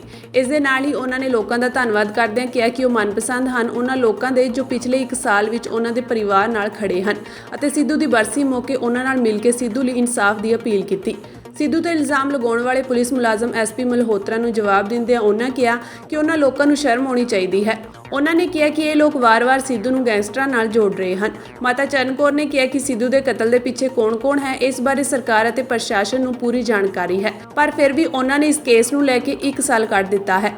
ਮਾਤਾ ਚਰਨ ਕੌਰ ਨੇ ਪੰਜਾਬ ਸਰਕਾਰ ਤੇ ਤੰਜ ਕੱਸਦਿਆਂ ਕਿਹਾ ਕਿ ਆਮ ਆਦਮੀ ਪਾਰਟੀ ਦੀ ਸਰਕਾਰ ਨੇ ਆਪਸੀ ਲੜਾਈ ਤੋਂ ਇਲਾਵਾ ਸੂਬੇ ਵਿੱਚ ਹੋਰ ਕੋਈ ਕੰਮ ਨਹੀਂ ਕੀਤਾ ਹੈ ਅਤੇ ਨਾ ਹੀ ਕਦੇ ਕੋਈ ਮੁੱਦੇ ਦੀ ਗੱਲ ਕੀਤੀ ਹੈ। ਚਰਨ ਕੌਰ ਨੇ ਕਿਹਾ ਕਿ ਸੂਬਾ ਸਰਕਾਰ ਜੇਕਰ ਲੜਾਈਆਂ ਛੱਡ ਕੇ ਪੰਜਾਬ ਵੱਲ ਧਿਆਨ ਦੇਣ ਤਾਂ ਉਹਨਾਂ ਨੂੰ ਵੋਟਾਂ ਮੰਗਣ ਦੀ ਲੋੜ ਨਾ ਪਵੇ। ਉਹਨਾਂ ਕਿਹਾ ਕਿ ਪਿਛਲੇ 1 ਸਾਲ ਤੋਂ ਇਹ ਸਰਕਾਰ ਤੋਂ ਆਪਣੇ ਪੁੱਤ ਲਈ ਇਨਸਾਫ ਦੀ ਮੰਗ ਕਰ ਰਹੇ ਹਨ, ਪਰ ਹੁਣ ਤੱਕ ਉਹਨਾਂ ਨੂੰ ਇਨਸਾਫ ਨਹੀਂ ਮਿਲਿਆ। ਸਿੱਧੂ ਦੀ ਮਾਤਾ ਚਰਨ ਕੌਰ ਨੇ ਕਿਹਾ ਕਿ ਮੇਰੇ ਬੇਟੇ ਦੇ ਕਤਲ ਨੂੰ 1 ਸਾਲ ਬੀਤ ਗਿਆ ਹੈ। ਉਹਨਾਂ ਕਿਹਾ ਕਿ ਜਦੋਂ ਤੱਕ ਸਿੱਧੂ ਨੂੰ ਇਨਸਾਫ ਨਹੀਂ ਮਿਲ ਜਾਂਦਾ ਉਦੋਂ ਤੱਕ ਉਹ ਸਰਕਾਰਾਂ ਨੂੰ ਯਾਦ ਕਰਵਾਉਂਦੇ ਰਹਿਣਗੇ। ਉਹਨਾਂ ਨੇ ਬਿਨਾਂ ਕਿਸੇ ਦਾ ਨਾਮ ਲਏ ਕਿਹਾ ਕਿ ਸਿੱਧੂ ਦੇ ਇੱਕ ਤੋਂ ਬਾਅਦ ਇੱਕ ਸ਼ੋਅ ਨੂੰ ਦੇਖਦਿਆਂ ਕੁਝ ਗਾਇਕਾਂ ਨੇ ਸਿੱਧੂ ਖਿਲਾਫ FIR ਦਰਜ ਕਰਵਾਈ ਤਾਂ ਜੋ ਸਿੱਧੂ ਨੂੰ ਸ਼ੋਅ ਲਾਉਣ ਤੋਂ ਰੋਕਿਆ ਜਾਵੇ। ਉਹਨਾਂ ਨੇ ਦੱਸਿਆ ਕਿ ਸਿੱਧੂ ਖਿਲਾਫ ਸ਼ਿਕਾਇਤ ਕਰਨ ਲਈ ਮਾਨਸਾ ਦੇ ਸਿੰਗਰ ਨੇ ਵੀ ਦਸਤਖਤ ਕੀਤੇ ਸੀ। ਉਹਨਾਂ ਨੇ ਕਿਹਾ ਕਿ ਸਿੱਧੂ ਨੂੰ ਉਹਨਾਂ ਕਲਾਕਾਰਾਂ ਦੇ ਨਾਮ ਪਤਾ ਹੋਣ ਦੇ ਬਾਵਜੂਦ ਵੀ ਉਸਨੇ ਉਹਨਾਂ ਖਿਲਾਫ ਕੁਝ ਨਹੀਂ ਬੋਲਿਆ ਅਤੇ ਨਾ ਹੀ ਕਦੇ ਉਹਨਾਂ ਦੇ ਨਾਮ ਲਏ ਹਨ। ਮਾਤਾ ਚਰਨ ਕੌਰ ਨੇ ਸਿੰਗਰਾਂ ਤੇ ਸਰਕਾਰ ਤੇ ਇਲਜ਼ਾਮ ਲਗਾਉਂਦਿਆਂ ਕਿਹਾ ਕਿ ਸਰਕਾਰ ਬਣਨ ਤੋਂ ਕੁਝ ਸਮੇਂ ਬਾਅਦ ਹੀ ਸਿੱਧੂ ਦਾ ਕਤਲ ਕਰ ਦਿੱਤਾ ਗਿਆ। ਉਹਨਾਂ ਨੇ ਇਲਜ਼ਾਮ ਲਗਾਉਂਦਿਆਂ ਕਿਹਾ ਕਿ ਇਸ ਮਾਮਲੇ ਵਿੱਚ ਗੈਂਗਸਟਰਾਂ ਦਾ ਹੱਥ ਨਹੀਂ ਹੈ, ਕਿਉਂਕਿ ਸਰਕਾਰਾਂ ਤੇ ਕਲਾਕਾਰਾਂ ਨੇ ਗੈਂਗਸਟਰਾਂ ਨੂੰ ਰੱਖਿਆ ਹੋਇਆ ਹੈ। ਜੋ ਕੁਝ ਹੁੰਦਾ ਹੈ ਉਹ ਇਹਨਾਂ ਦੇ ਇਸ਼ਾਰਿਆਂ ਤੇ ਕਰਦੇ ਹਨ। ਉਹਨਾਂ ਕਿਹਾ ਕਿ ਜਦੋਂ ਤੱਕ ਸਿੱਧੂ ਮੂਸੇਵਾਲਾ ਦੇ ਕਾਤਲਾਂ ਤੇ ਸਾਜ਼ਿਸ਼ਕਾਰਾਂ ਨੂੰ ਸਜ਼ਾ ਨਹੀਂ ਮਿਲਦੀ ਉਦੋਂ ਤੱਕ ਇਨਸਾਫ ਲਈ ਸਾਡੀ ਲੜਾਈ ਜਾਰੀ ਰਹੇਗੀ। ਕੇਂਦਰ ਸਰਕਾਰ ਦੇ ਕਿਸਾਨਾਂ ਦੀ ਆਮਦਨ ਦੁੱਗਣੀ ਕਰਨ ਦੇ ਦਾਅਵਿਆਂ ਦੇ ਵਿਚਾਲੇ ਇੱਕ ਨਵੀਂ ਰਿਪੋਰਟ ਨੇ ਸਭ ਨੂੰ ਹੈਰਾਨ ਕਰ ਦਿੱਤਾ ਹੈ। ਵਿਗਿਆਨ ਤੇ ਵਾਤਾਵਰਣ ਕੇਂਦਰ ਵੱਲੋਂ ਜਾਰੀ ਤਾਜ਼ਾ ਰਿਪੋਰਟ ਵਿੱਚ ਖੁਲਾਸਾ ਹੋਇਆ ਹੈ ਕਿ 2021 ਵਿੱਚ ਖੁਦਕੁਸ਼ੀਆਂ ਕਰਨ ਵਾਲੇ ਕਿਸਾਨਾਂ ਤੇ ਖੇਤ ਮਜ਼ਦੂਰਾਂ ਦੀ ਗਿਣਤੀ ਪਿਛਲੇ 5 ਸਾਲਾਂ ਵਿੱਚ ਸਭ ਤੋਂ ਵੱਧ ਹੈ। ਕੇਂਦਰ ਸਰਕਾਰ ਵਾਰ-ਵਾਰ ਕਿਸਾਨਾਂ ਦੀ ਆਮਦਨ ਦੁੱਗਣੀ ਕਰਨ ਦਾ ਵਾਅਦਾ ਕਰ ਰਹੀ ਹੈ, ਪਰ ਹਾਲਾਤ ਅਜਿਹੇ ਹਨ ਕਿ ਕਿਸਾਨ ਖੇਤੀ ਨਾਲ ਆਪਣਾ ਗੁਜ਼ਾਰਾ ਕਰਨ ਵਿੱਚ ਵੀ ਸਫਲ ਨਹੀਂ ਹੋ ਸਕੇ ਹਨ ਤੇ ਖੁਦਕੁਸ਼ੀਆਂ ਕਰ ਰਹੇ ਹਨ। ਰਿਪੋਰਟ ਦੇ ਵੇਰਵਿਆਂ ਮੁਤਾਬਕ 2021 ਵਿੱਚ ਖੇਤੀ ਖੇਤਰਾਂ ਨਾਲ ਜੁੜੇ ਕੁੱਲ 10,881 ਲੋਕਾਂ ਨੇ ਖੁਦਕੁਸ਼ੀਆਂ ਕੀਤੀਆਂ ਹਨ। ਇੰਨਾ ਹੀ ਨਹੀਂ, 2021 ਵਿੱਚ ਹਰ ਰੋਜ਼ ਕਰੀਬ 30 ਕਿਸਾਨਾਂ ਤੇ ਖੇਤ ਮਜ਼ਦੂਰਾਂ ਨੂੰ ਖੁਦਕੁਸ਼ੀਆਂ ਕਰਨੀਆਂ ਪਈਆਂ ਹਨ। ਸਨ 2020-21 ਵਿਚਾਲੇ 9 ਸੂਬਿਆਂ ਵਿੱਚ ਕਿਸਾਨ ਖੁਦਕੁਸ਼ੀਆਂ ਵਾਪਰੀਆਂ ਹਨ। ਅਸਾਮ ਵਿੱਚ ਇਸ ਵਕਫੇ ਦੌਰਾਨ ਖੁਦਕੁਸ਼ੀਆਂ ਵਿੱਚ ਕਰੀਬ 13 ਗੁਣਾ ਵਾਧਾ ਹੋਇਆ ਹੈ। ਹਾਲਾਂਕਿ ਕੌਮੀ ਅਪਰਾਧ ਰਿਕਾਰਡ ਬਿਊਰੋ ਕਿਸਾਨਾਂ ਦੀਆਂ ਖੁਦਕੁਸ਼ੀਆਂ ਪਿਛਲੇ ਕਾਰਨਾਂ ਬਾਰੇ ਚੁੱਪ ਹੈ। 2016-17 ਵਿੱਚ ਸਰਕਾਰ ਦੀ ਰਿਪੋਰਟ ਵਿੱਚ ਕਿਸਾਨਾਂ ਦੀ ਮਾੜੀ ਹਾਲਤ ਲਈ ਮੌਨਸੂਨ ਦੇ ਅੱਗੇ ਪਿੱਛੇ ਹੋਣ ਕਾਰਨ ਕਈ ਵਾਰ ਫਸਲ ਖਰਾਬ ਹੋਣਾ, ਜਲ ਸਰੋਤਾਂ ਦੀ ਘਾਟ ਤੇ ਨਦੀਨਾਂ ਦੇ ਹਮਲੇ, ਬਿਮਾਰੀਆਂ ਆਦਿ ਜ਼ਿੰਮੇਵਾਰ ਕਾਰਨ ਦੱਸੇ ਗਏ ਸਨ। ਭਾਰਤੀ ਕੁਸ਼ਤੀ ਸੰਘ ਦੇ ਪ੍ਰਧਾਨ ਬ੍ਰਿਜ ਭੂਸ਼ਣ ਖਿਲਾਫ ਚੱਲ ਰਹੇ ਅੰਦੋਲਨ ਨੂੰ ਲੈ ਕੇ ਖਿਡਾਰੀ ਸਾਕਸ਼ੀ ਮਲਿਕ ਵੱਲੋਂ ਪਿੱਛੇ ਹਟਣ ਦੀ ਖਬਰ ਨੂੰ ਮਲਿਕ ਨੇ ਆਪ ਖਾਰਜ ਕਰ ਦਿੱਤਾ ਹੈ। ਉਹਨਾਂ ਵੱਲੋਂ ਮੁੜ ਤੋਂ ਆਪਣੀ ਉੱਤਰ ਰੇਲਵੇ ਦੀ ਡਿਊਟੀ ਜੁਆਇਨ ਕਰਨ ਤੋਂ ਬਾਅਦ ਇਹ ਖਬਰਾਂ ਆ ਰਹੀਆਂ ਸਨ ਕਿ ਸਾਕਸ਼ੀ ਮਲਿਕ ਅੰਦੋਲਨ ਤੋਂ ਬਾਹਰ ਹੋ ਗਈ ਹੈ, ਪਰ ਉਹਨਾਂ ਨੇ ਖਬਰਾਂ ਦਾ ਖੰਡਨ ਕਰਦੇ ਹੋਏ ਟਵੀਟ ਕਰਕੇ ਲਿਖਿਆ ਕਿ ਇਹ ਖਬਰ ਬਿਲਕੁਲ ਗਲਤ ਹੈ। ਸਾਡੇ ਵਿੱਚੋਂ ਕੋਈ ਵੀ ਪਿੱਛੇ ਨਹੀਂ ਹਟਿਆ ਹੈ ਅਤੇ ਨਾ ਹੀ ਹਟੇਗਾ। ਸੱਤਿਆਗ੍ਰਹਿ ਦੇ ਨਾਲ ਰੇਲਵੇ ਦੀ ਆਪਣੀ ਜ਼ਿੰਮੇਵਾਰੀ ਨਿਭਾ ਰਹੀ ਹਾਂ। ਇਨਸਾਫ ਮਿਲਣ ਤੱਕ ਸਾਡੀ ਲੜਾਈ ਜਾਰੀ ਰਹੇਗੀ। ਕੋਈ ਗਲਤ ਜਾਣਕਾਰੀ ਸਾਂਝੀ ਨਾ ਕਰੋ। ਇਸ ਦੌਰਾਨ ਭਲਵਾਨਾਂ ਨੇ ਗ੍ਰਹਿ ਮੰਤਰੀ ਤੋਂ ਬ੍ਰਿਜ ਭੂਸ਼ਣ ਸਿੰਘ ਦੀ ਗ੍ਰਿਫਤਾਰੀ ਦੀ ਮੰਗ ਕੀਤੀ ਸੀ। ਗ੍ਰਹਿ ਮੰਤਰੀ ਨੇ ਭਰੋਸਾ ਦਿੱਤਾ ਸੀ ਕਿ ਬਿਨਾਂ ਕਿਸੇ ਭੇਦਭਾਵ ਦੇ ਜਾਂਚ ਹੋਵੇਗੀ। ਉਹਨਾਂ ਨੇ ਕਿਹਾ ਸੀ ਕਿ ਇਸ ਮਾਮਲੇ ਵਿੱਚ ਕਾਨੂੰਨ ਆਪਣਾ ਕੰਮ ਕਰ ਰਿਹਾ ਹੈ, ਪੁਲਿਸ ਜਾਂਚ ਕਰ ਰਹੀ ਹੈ। ਗ੍ਰਹਿ ਮੰਤਰੀ ਨੇ ਭਲਵਾਨਾਂ ਨੂੰ ਇਹ ਵੀ ਸਵਾਲ ਕੀਤਾ ਸੀ ਕਿ ਕੀ ਪੁਲਿਸ ਨੂੰ ਆਪਣਾ ਕੰਮ ਕਰਨ ਦੇ ਲਈ ਸਮਾਂ ਨਹੀਂ ਦੇਣਾ ਚਾਹੀਦਾ। ਇਸ ਤੋਂ ਪਹਿਲਾਂ ਜਦੋਂ ਨਵੀਂ ਪਾਰਲੀਮੈਂਟ ਦੇ ਉਦਘਾਟਨ ਵਾਲੇ ਦਿਨ ਖਿਡਾਰੀ ਪ੍ਰਦਰਸ਼ਨ ਕਰਨ ਜਾ ਰਹੇ ਸਨ ਤਾਂ ਦਿੱਲੀ ਪੁਲਿਸ ਨੇ ਉਹਨਾਂ ਨੂੰ ਰੋਕਿਆ ਸੀ ਅਤੇ FIR ਵੀ ਦਰਜ ਕੀਤੀ ਸੀ, ਜਿਸ ਤੋਂ ਬਾਅਦ ਖਿਡਾਰੀਆਂ ਨੇ ਆਪਣੇ ਸਾਰੇ ਮੈਡਲ ਗੰਗਾ ਵਿੱਚ ਸੁੱਟਣ ਦਾ ਫੈਸਲਾ ਕੀਤਾ ਸੀ। ਪਰ ਕਿਸਾਨ ਆਗੂ ਰਾਕੇਸ਼ ਟਿਕੈਤ ਵੱਲੋਂ ਸਮਝਾਉਣ ਤੋਂ ਬਾਅਦ ਖਿਡਾਰੀਆਂ ਨੇ ਫੈਸਲਾ ਟਾਲ ਦਿੱਤਾ ਸੀ।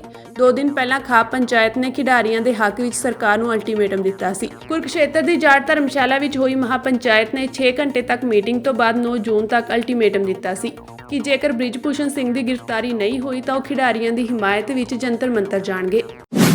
ਸ਼੍ਰੋਮਣੀ ਗੁਰਦੁਆਰਾ ਪ੍ਰਬੰਧਕ ਕਮੇਟੀ ਦੀਆਂ ਚੋਣਾਂ ਨੂੰ ਲੈ ਕੇ ਹਲਚਲ ਤੇਜ਼ ਹੋਣ ਤੋਂ ਬਾਅਦ ਹੁਣ ਪ੍ਰਧਾਨ ਹਰਜਿੰਦਰ ਸਿੰਘ ਧਾਮੀ ਦੀ ਅਗਵਾਈ ਵਿੱਚ ਇੱਕ ਵਫਦ ਦੇਸ਼ ਦੇ ਗ੍ਰਹਿ ਮੰਤਰੀ ਅਮਿਤ ਸ਼ਾਹ ਨੂੰ ਮਿਲਿਆ।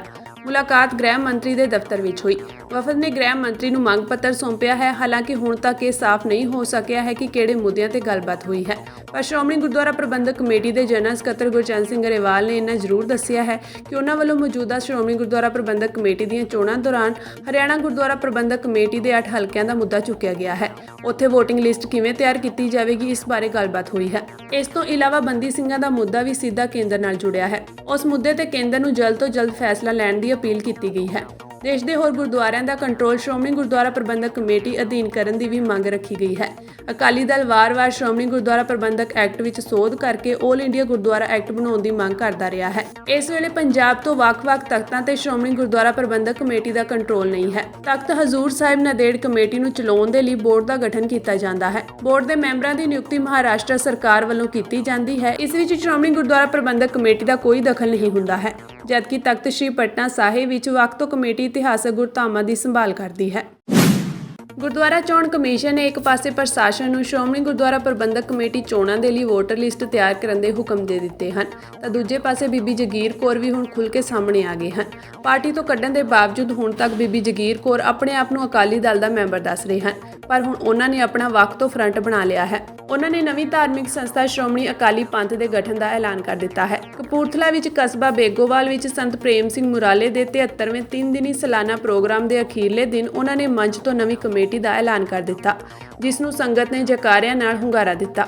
ਬੀਬੀ ਜਗੀਰ ਕੌਰ ਨੇ ਸੰਗਤਾਂ ਨੂੰ ਸੰਬੋਧਿਤ ਕਰਦੇ ਹੋਏ ਕਿਹਾ ਕਿ ਉਹ ਸਾਰੀਆਂ ਧਾਰਮਿਕ ਸੰਸਥਾਵਾਂ ਨੂੰ ਇੱਕ ਮੰਚ ਤੇ ਲਿਆਉਣਗੇ। ਨਵੰਬਰ 2022 ਵਿੱਚ ਉਹਨਾਂ ਨੇ ਸ਼੍ਰੋਮਣੀ ਗੁਰਦੁਆਰਾ ਪ੍ਰਬੰਧਕ ਕਮੇਟੀ ਦੀਆਂ ਚੋਣਾਂ ਦੌਰਾਨ ਲਿਫਾਫਾ ਕਲਚਰ ਨੂੰ ਚੁਣੌਤੀ ਦਿੱਤੀ ਸੀ। ਬੀਬੀ ਜਗੀਰ ਕੌਰ ਨੇ 2022 ਦੀਆਂ ਸ਼੍ਰੋਮਣੀ ਗੁਰਦੁਆਰਾ ਪ੍ਰਬੰਧਕ ਕਮੇਟੀ ਦੀਆਂ ਚੋਣਾਂ ਵਿੱਚ ਜਿਸ ਤਰ੍ਹਾਂ ਨਾਲ ਸੁਖਬੀਰ ਸਿੰਘ ਬਾਦਲ ਨੂੰ ਟੱਕਰ ਦਿੱਤੀ ਸੀ, ਉਸਨੇ ਅਕਾਲੀ ਦਲ ਨੂੰ ਸੋਚਣ ਲਈ ਮਜਬੂਰ ਕਰ ਦਿੱਤਾ ਸੀ। ਉਹਨਾਂ ਨੇ ਆਪਣੇ ਦਮ ਤੇ 40 ਤੋਂ ਵੱਧ ਮੈਂਬਰਾਂ ਨੂੰ ਆਪਣੇ ਵੱਲ ਕੀਤਾ ਸੀ। ਹਾਲਾਂਕਿ ਜਿੱਤ ਅਕਾਲੀ ਦਲ ਦੇ ਉਮੀਦਵਾਰ ਹਰਜਿੰਦਰ ਸਿੰਘ ਧਾਮੀ ਦੀ ਹੋਈ ਸੀ, ਪਰ ਇਸ ਤਰ੍ਹਾਂ ਨਾਲ ਕਾਂਗਰਸ ਅਤੇ ਬੀਜੇਪੀ ਨੇ ਉਹਨਾਂ ਨੂੰ ਅਸਿੱਧੇ ਤੌਰ ਤੇ ਹਮਾਇਤ ਦਿੱਤੀ ਸੀ। ਉਸ ਤੋਂ ਬਾਅਦ ਅਕਾਲੀ ਦਲ ਦੇ ਲਈ ਆਉਣ ਵਾਲੀਆਂ ਸ਼੍ਰੋਮਣੀ ਗੁਰਦੁਆਰਾ ਪ੍ਰਬੰਧਕ ਕਮੇਟੀ ਦੀਆਂ ਚੋਣਾਂ ਵੱਡਾ ਅਲਰਟ ਹਨ। ਸੁਖਬੀਰ ਸਿੰਘ ਬਾਦਲ ਵੀ ਇਸ ਗੱਲ ਤੋਂ ਜਾਣੂ ਹਨ ਕਿ ਬੀਬੀ ਜਗੀਰ ਕੌਰ ਲੰਮਾ ਸਮਾਂ ਸ਼੍ਰੋਮਣੀ ਗੁਰਦੁਆਰਾ ਪ੍ਰਬੰਧਕ ਕਮੇਟੀ ਅਤੇ ਅਕਾਲੀ ਦਲ ਵਿੱਚ ਰਹਿ ਚੁੱਕੇ ਹਨ ਅਤੇ ਚੋਣਾਂ ਦੀ ਰਣਨੀਤੀ ਨੂੰ ਸਮਝਦੇ ਹਨ। ਜਿਸ ਤਰ੍ਹਾਂ ਜਲੰਧਰ ਜ਼ਿਮਨੀ ਚੋਣਾਂ ਵਿੱਚ ਉਹਨਾਂ ਨੇ ਬੀਜੇਪੀ ਦੇ ਉਮੀਦਵਾਰ ਨੂੰ ਹਮਾਇਤ ਦਿੱਤੀ, ਉਸ ਤੋਂ ਉਹਨਾਂ ਦੀ ਸੋਚ ਦਾ ਅੰਦਾਜ਼ਾ ਲਗਾਇਆ ਜਾ ਸਕਦਾ ਹੈ। ਘੱਟ ਗਿਣਤੀ ਕਮਿਸ਼ਨ ਦੇ ਚੇਅਰਮੈਨ ਇਕਬਾਲ ਸਿੰਘ ਲਾਲਪੁਰਾ ਦੇ ਨਾਲ ਉਹਨਾਂ ਦੇ ਰਿਸ਼ਤੇ ਕਿਸੇ ਤੋਂ ਲੁਕੇ ਨਹੀਂ ਹਨ। ਬੀਬੀ ਜਗੀਰ ਕੌਰ ਨੇ ਕਿਹਾ ਕਿ ਸਾਨੂੰ ਸਾਰਿਆਂ ਨੂੰ ਸਿੱਖ ਕੌਮ ਅਤੇ ਪੰਥ ਦੀ ਪੁਰਾਤਨ ਸ਼ਾਨ ਨੂੰ ਬਹਾਲ ਕਰਵਾਉਣ ਅਤੇ ਖਾਲਸਾ ਪੰਥ ਦੀ ਚੜ੍ਹਦੀ ਕਲਾ ਦੇ ਲਈ ਆਪਣਾ ਹਿੱਸਾ ਪਾਉਣਾ ਹੋਵੇਗਾ। ਉਹਨਾਂ ਨੇ ਕਿਹਾ ਕਿ ਸਿੱਖ ਕੌਮ ਦੇ ਸਾਹਮਣੇ ਪੇਸ਼ ਕੀਤੇ ਗਏ ਇਸ ਪੰਥਕ ਏਜੰਡੇ ਵਿੱਚ ਸਿੱਖ ਜਗਤ ਦੀ ਸਭ ਤੋਂ ਸਿਰਮੌਰ ਸੰਸਥਾ ਸ਼੍ਰੋਮਣੀ ਗੁਰਦੁਆਰਾ ਪ੍ਰਬੰਧਕ ਕਮੇਟੀ ਦਾ ਆਜ਼ਾਦ ਅਤੇ ਖੁਦ ਮੁਖਤਿਆਰ ਅਤੇ ਪੰਥਕ ਰੁਤਬਾ ਬਹਾਲ ਕਰਨ ਦਾ ਪਹਿਲਾ ਟੀਚਾ ਹੋਵੇਗਾ। ਬੀਬੀ ਜਗੀਰ ਕੌਰ ਨੇ ਕਿਹਾ ਕਿ ਜਦੋਂ ਤੋਂ ਕਮੇਟੀ ਹੋਂਦ ਵਿੱਚ ਆਈ ਹੈ ਉਸ ਵੇਲੇ ਤੋਂ ਹੁਣ ਤੱਕ ਧਾਰਮਿਕ, ਸਿਆਸੀ ਅਤੇ ਸਮਾਜਿਕ ਖੇਤਰ ਵਿੱਚ ਅਗਵਾਈ ਕਰਦੀ ਆਈ ਹੈ, ਪਰ ਪਿਛਲੇ ਕੁਝ ਦਹਾਕਿਆਂ ਤੋਂ ਕਮੇਟੀ ਦੀ ਇਸ ਆਜ਼ਾਦੀ, ਖੁਦ ਮੁਖਤਿਆਰੀ ਅਤੇ ਪੰਥਕ ਹਸਤੀਆਂ ਨੂੰ ਜ਼ਬਰਦਸਤ ਸੱਟ ਲੱਗੀ ਹੈ। ਉਹਨਾਂ ਨੇ ਕਿਹਾ ਕਿ ਸਿੱਖ ਪੰਥ ਨੂੰ ਮੇਰਾ ਪਹਿਲਾ ਵਾਅਦਾ ਹੈ ਕਿ ਉਹ ਜਥੇਬੰਦੀ ਨੂੰ ਮਜ਼ਬੂਤ ਕਰਕੇ ਸ਼੍ਰੋਮਣੀ ਗੁਰਦੁਆਰਾ ਪ੍ਰਬੰਧਕ ਕਮੇਟੀ ਵਰਗੀ ਇੱਕ ਮਹਾਨ ਜਥੇਬੰਦੀ ਨੂੰ ਆਜ਼ਾਦ ਕਰਵਾਉਣਗੇ। ਇਸ ਦਾ ਪੰਥਕ ਰੁਤਬਾ ਅਤੇ ਖੁਦ ਮੁਖਤਿਆਰੀ ਬਹਾਲ ਕੀਤੀ ਜਾਵੇਗੀ। ਬੀਬੀ ਜਗੀਰ ਕੌਰ ਵੱਲੋਂ ਐਲਾਨੀ ਗਈ ਜਥੇਬੰਦੀ ਵਿੱਚ ਸ਼੍ਰੋਮਣੀ ਅਕਾਲੀ ਪੰਥ ਕੁਝ ਕੌਮੀ ਮੁੱਦੇ ਜਿਵੇਂ ਕਿ ਬੰਦੀ ਸਿੰਘ, ਸਿਆਸੀ ਤੌਰ ਤੇ ਵੱਖ-ਵੱਖ ਸਿੱਖ ਗਰੁੱਪਾਂ ਨੂੰ ਇਕਜੁੱਟ ਕਰਨਾ, ਗੈਰ ਸਿਆਸੀ ਸਿੱਖ ਹਸਤੀਆਂ ਅਤੇ ਵਰਕਰਾਂ ਨੂੰ ਨਾਲ ਜੋੜਨ ਦੇ ਇਲਾਵਾ ਕਈ ਅਹਿਮ ਮੁੱਦਿਆਂ ਨੂੰ ਚੁੱਕਿਆ ਜਾਵੇਗਾ। ਉਹਨੇ ਫੜ ਲਗਾ ਤੇ ਸੰਤ ਬਾਬਾ ਪ੍ਰੇਮ ਸਿੰਘ ਜੀ ਵਰਗੀ ਆਤਮਾ ਜਿਹੜੀ ਸੀ ਉਹ ਸਾਡੀ ਸੇਵਾ ਚ ਐਜੂਕੇਸ਼ਨ ਦਿੱਤੀ, ਵਹਿਮਾਂ ਭਰਮਾਂ ਨੂੰ ਦੂਰ ਕੀਤਾ, ਰੀਤੀ ਰਿਵਾਜ ਜਿਹੜੇ ਗਲਤ ਸਨ ਉਹਨਾਂ ਨੂੰ ਖਤਮ ਕਰਨ ਵਾਸਤੇ ਕਾਨਫਰੰਸਾਂ ਕੀਤੀਆਂ ਔਰ ਸਾਰਾ ਜੀਵਨ ਸੰਘਰਸ਼ ਵਿੱਚ ਗੁਜ਼ਾਰਿਆ। ਰਾਜਨੀਤਿਕ ਵੀ ਸਨ, ਧਾਰਮਿਕ ਵੀ ਸਨ। ਉਹਨਾਂ ਨੇ ਮੀਰੀ ਪੀਰ ਦਾ ਪ੍ਰੋਗਰਾਮ ਪਾਲਿਆ ਵੀ ਤੇ ਦੂਸਰਿਆਂ ਨੂੰ ਪਾਲਣ ਵਾਸਤੇ ਸੰਦੇਸ਼ ਵੀ ਦਿੱਤਾ। ਗੁਰਮੁਖ ਪਿਆਰਿਓ, ਗੁਰੂ ਗ੍ਰੰਥ ਸਾਹਿਬ ਜੀ ਨੇ ਜੇ ਅਸੀਂ ਫਲਸਫੇ ਨੂੰ ਪੜ੍ਹੀਏ ਤਾਂ ਗੁਰੂ ਗ੍ਰੰਥ ਸਾਹਿਬ ਸਭ ਤੋਂ ਪਹਿਲਾਂ ਸਾਨੂੰ ਕਿਰਤ ਕਰਨਾ ਸਿਖਾਉਂਦਾ ਹੈ। ਗੁਰੂ ਨਾਨਕ ਸਾਹਿਬ ਨੇ ਕਿਹਾ ਕਿਰਤ ਕਰੋ। ਅੱਜ ਅਸੀਂ ਕਿਤੇ ਝਾਤ ਮਾਰੀਏ, ਅਸੀਂ ਕਿਰਤ ਨਾਲ ਟੁੱਟ ਨਹੀਂ ਗਏ ਕਿ ਅਸੀਂ ਵਿਹਲਿਆਂ ਦੀ ਜ਼ਿੰਦਗੀ ਵਿੱਚ ਬਤੀਤ ਕਰਨ ਲੱਗ ਪਏ। ਵਿਹਲੜ ਜਿਹੜਾ ਉਹ ਗੁਰੂ ਨਾਨਕ ਦੇ ਘਰ 'ਚ ਪ੍ਰਵਾਨ ਨਹੀਂ। ਕਿਰਤ ਕਰਨੀ ਸਾਡਾ ਸਭ ਤੋਂ ਵੱਡਾ ਧਰਮ ਹੈ। ਫਿਰ ਨਾਮ ਜਪੋ, ਕਿਰਤ ਕਰਨ ਦੇ ਨਾਲ ਨਾਲ ਪਰਮਾਤਮਾ ਨੂੰ ਯਾਦ ਰੱਖੋ, ਨਾਮ ਦਾ ਸਿਮਰਨ ਕਰੋ, ਬਾਣੀ ਪੜ੍ਹੋ, ਸ਼ਬਦ ਨਾਲ ਜੁੜੋ, ਆਪਣੀ ਆਤਮਾ ਨੂੰ ਪ੍ਰਵਾਨ ਕਰੋ ਤੇ ਇਸ ਤੋਂ ਬਾਅਦ ਵੰਡ ਕੇ ਛਕੋ। ਕੋਈ ਚੀਜ਼ ਵੀ ਹੈ, ਕੋਈ ਨਾਮ ਹੈ, ਉਹ ਵੀ ਵੰਡੋ। ਜੇ ਕੋਈ ਧਨ ਪਦਾਰਥ ਉਹਦੇ ਚੋਂ ਘਾਲ ਖਾਏਗੀ ਛੱਤੋਂ ਦੇ ਨਾਨਕ ਰਾਹ ਇਸ਼ਾਰੇ ਸੇ ਘਾਲ ਨਾ ਕਰਨੀ ਹੈ, ਹੱਥੋਂ ਦੇ ਕੇ ਭਲਾ ਬਣਾਉਣਾ ਤੇ ਸਾਰਾ ਅਸੀਂ ਦਸਵੰਧ ਕੱਢ ਕੇ, ਕਿਉਂਕਿ ਗੁਰੂ ਅਰਜਨ ਦੇਵ ਜੀ ਨੇ ਸਾਨੂੰ ਦਸਵੰਧ ਕੱਢਣਾ ਸਿਖਾਇਆ। ਅਸੀਂ ਸਾਰਿਆਂ ਨੂੰ ਦਸਵੰਧ ਕੱਢ ਕੇ ਗੁਰੂ ਘਰ ਚਲਾਉਣੇ। ਕਈ ਵਾਰੀ ਮੈਂ ਦੇਖਿਆ ਮਨਮਤੀਏ ਲੋਕ ਸਿਆਸੀ ਕਿੜਾ ਵਿੱਚ ਪੈ ਕੇ ਬਹੁਤ ਵੱਡੇ ਐਸੀਆਂ ਗੱਲਾਂ ਕਰਦੇ ਹੈ। ਕੀ ਲੋੜ ਹੈ ਮੱਥਾ ਟੇਕਣ ਦੀ? ਕੀ ਲੋੜ ਹੈ ਗੁਰੂ ਘਰ ਚ ਦੇਣ ਦੀ? ਜੇ ਗੁਰੂ ਘਰ ਵਿੱਚ ਗੋਲਕ ਦੀ ਪਿਰਤ ਪਾਈ ਹੈ, ਇਹ ਗੁਰੂ ਸਾਹਿਬ ਨੇ ਇਸ ਕਰਕੇ ਪਾਈ ਹੈ ਕਿ ਗੁਰੂ ਘਰ ਦੇ ਵਿੱਚੋਂ ਸੰਸਾਰ ਦੇ ਲੋਕਾਂ ਦਾ ਸਰਬੱਤ ਦਾ ਭਲਾ ਕੀਤਾ ਜਾਂਦਾ ਹੈ। ਕਿਤੇ ਐਜੂਕੇਸ਼ਨ ਦੇ ਅਦਾਰੇ ਖੋਲੇ ਜਾਂਦੇ, ਕਿਤੇ ਧਰਮ ਦਾ ਪ੍ਰਚਾਰ ਕੀਤਾ ਜਾਂਦਾ, ਕਿਤੇ ਸਮਾਜ ਵਿੱਚ ਕਿਸੇ ਵੇਲੇ ਵੀ ਕੋਈ ਔਕੜ ਆ ਜਾਵੇ, ਕਿਤੇ ਭਿਆਨਕ ਬਿਮਾਰੀ ਪੈ ਜਾਵੇ, ਕਿਤੇ ਕਾਲ ਪੈ ਜਾਵੇ, ਕਿਤੇ ਤੂਫਾਨ ਆ ਜਾਵੇ, ਕਿਤੇ ਕਰੋਨਾ ਵਰਗੀਆਂ ਬਿਮਾਰੀਆਂ ਆ ਜਾਣ, ਉਸ ਵੇਲੇ ਇਸ ਸੰਸਥਾਵਾਂ ਨੇ, ਸਿੱਖ ਸੰਸਥਾਵਾਂ ਨੇ ਉਹਦੇ ਵਿੱਚ ਹਿੱਸਾ ਪਾ ਕੇ ਆਪਣਾ ਫਰਜ਼ ਪੂਰਾ ਕਰਨਾ ਹੁੰਦਾ। ਤੇ ਇਸ ਕਰਕੇ ਹਰ ਸਿੱਖ ਵਾਸਤੇ ਇਹ ਜ਼ਰੂਰੀ ਹੈ ਕਿ ਆਪਣੀ ਕਿਰਤ ਵਿੱਚੋਂ ਦਸਵੰਧ ਕੱਢ ਕੇ ਗੁਰੂ ਦੇ ਲੇਖੇ ਲਾਵੇ, ਗੁਰੂ ਦੇ ਘਰ ਵਿੱਚ ਜਾ ਕੇ ਉਹ ਸੇਵਾ 'ਚ ਹਿੱਸਾ ਪਾਵੇ। ਫਿਰ ਦੂਸਰਾ ਸੰਦੇਸ਼ ਮੇਰੇ ਪਾਤਸ਼ਾਹ ਨੇ ਮਾਨਸ ਕੀ ਜਾਤ ਸਭੈ ਕਾ ਪਹਿਚਾਨ ਕੋ।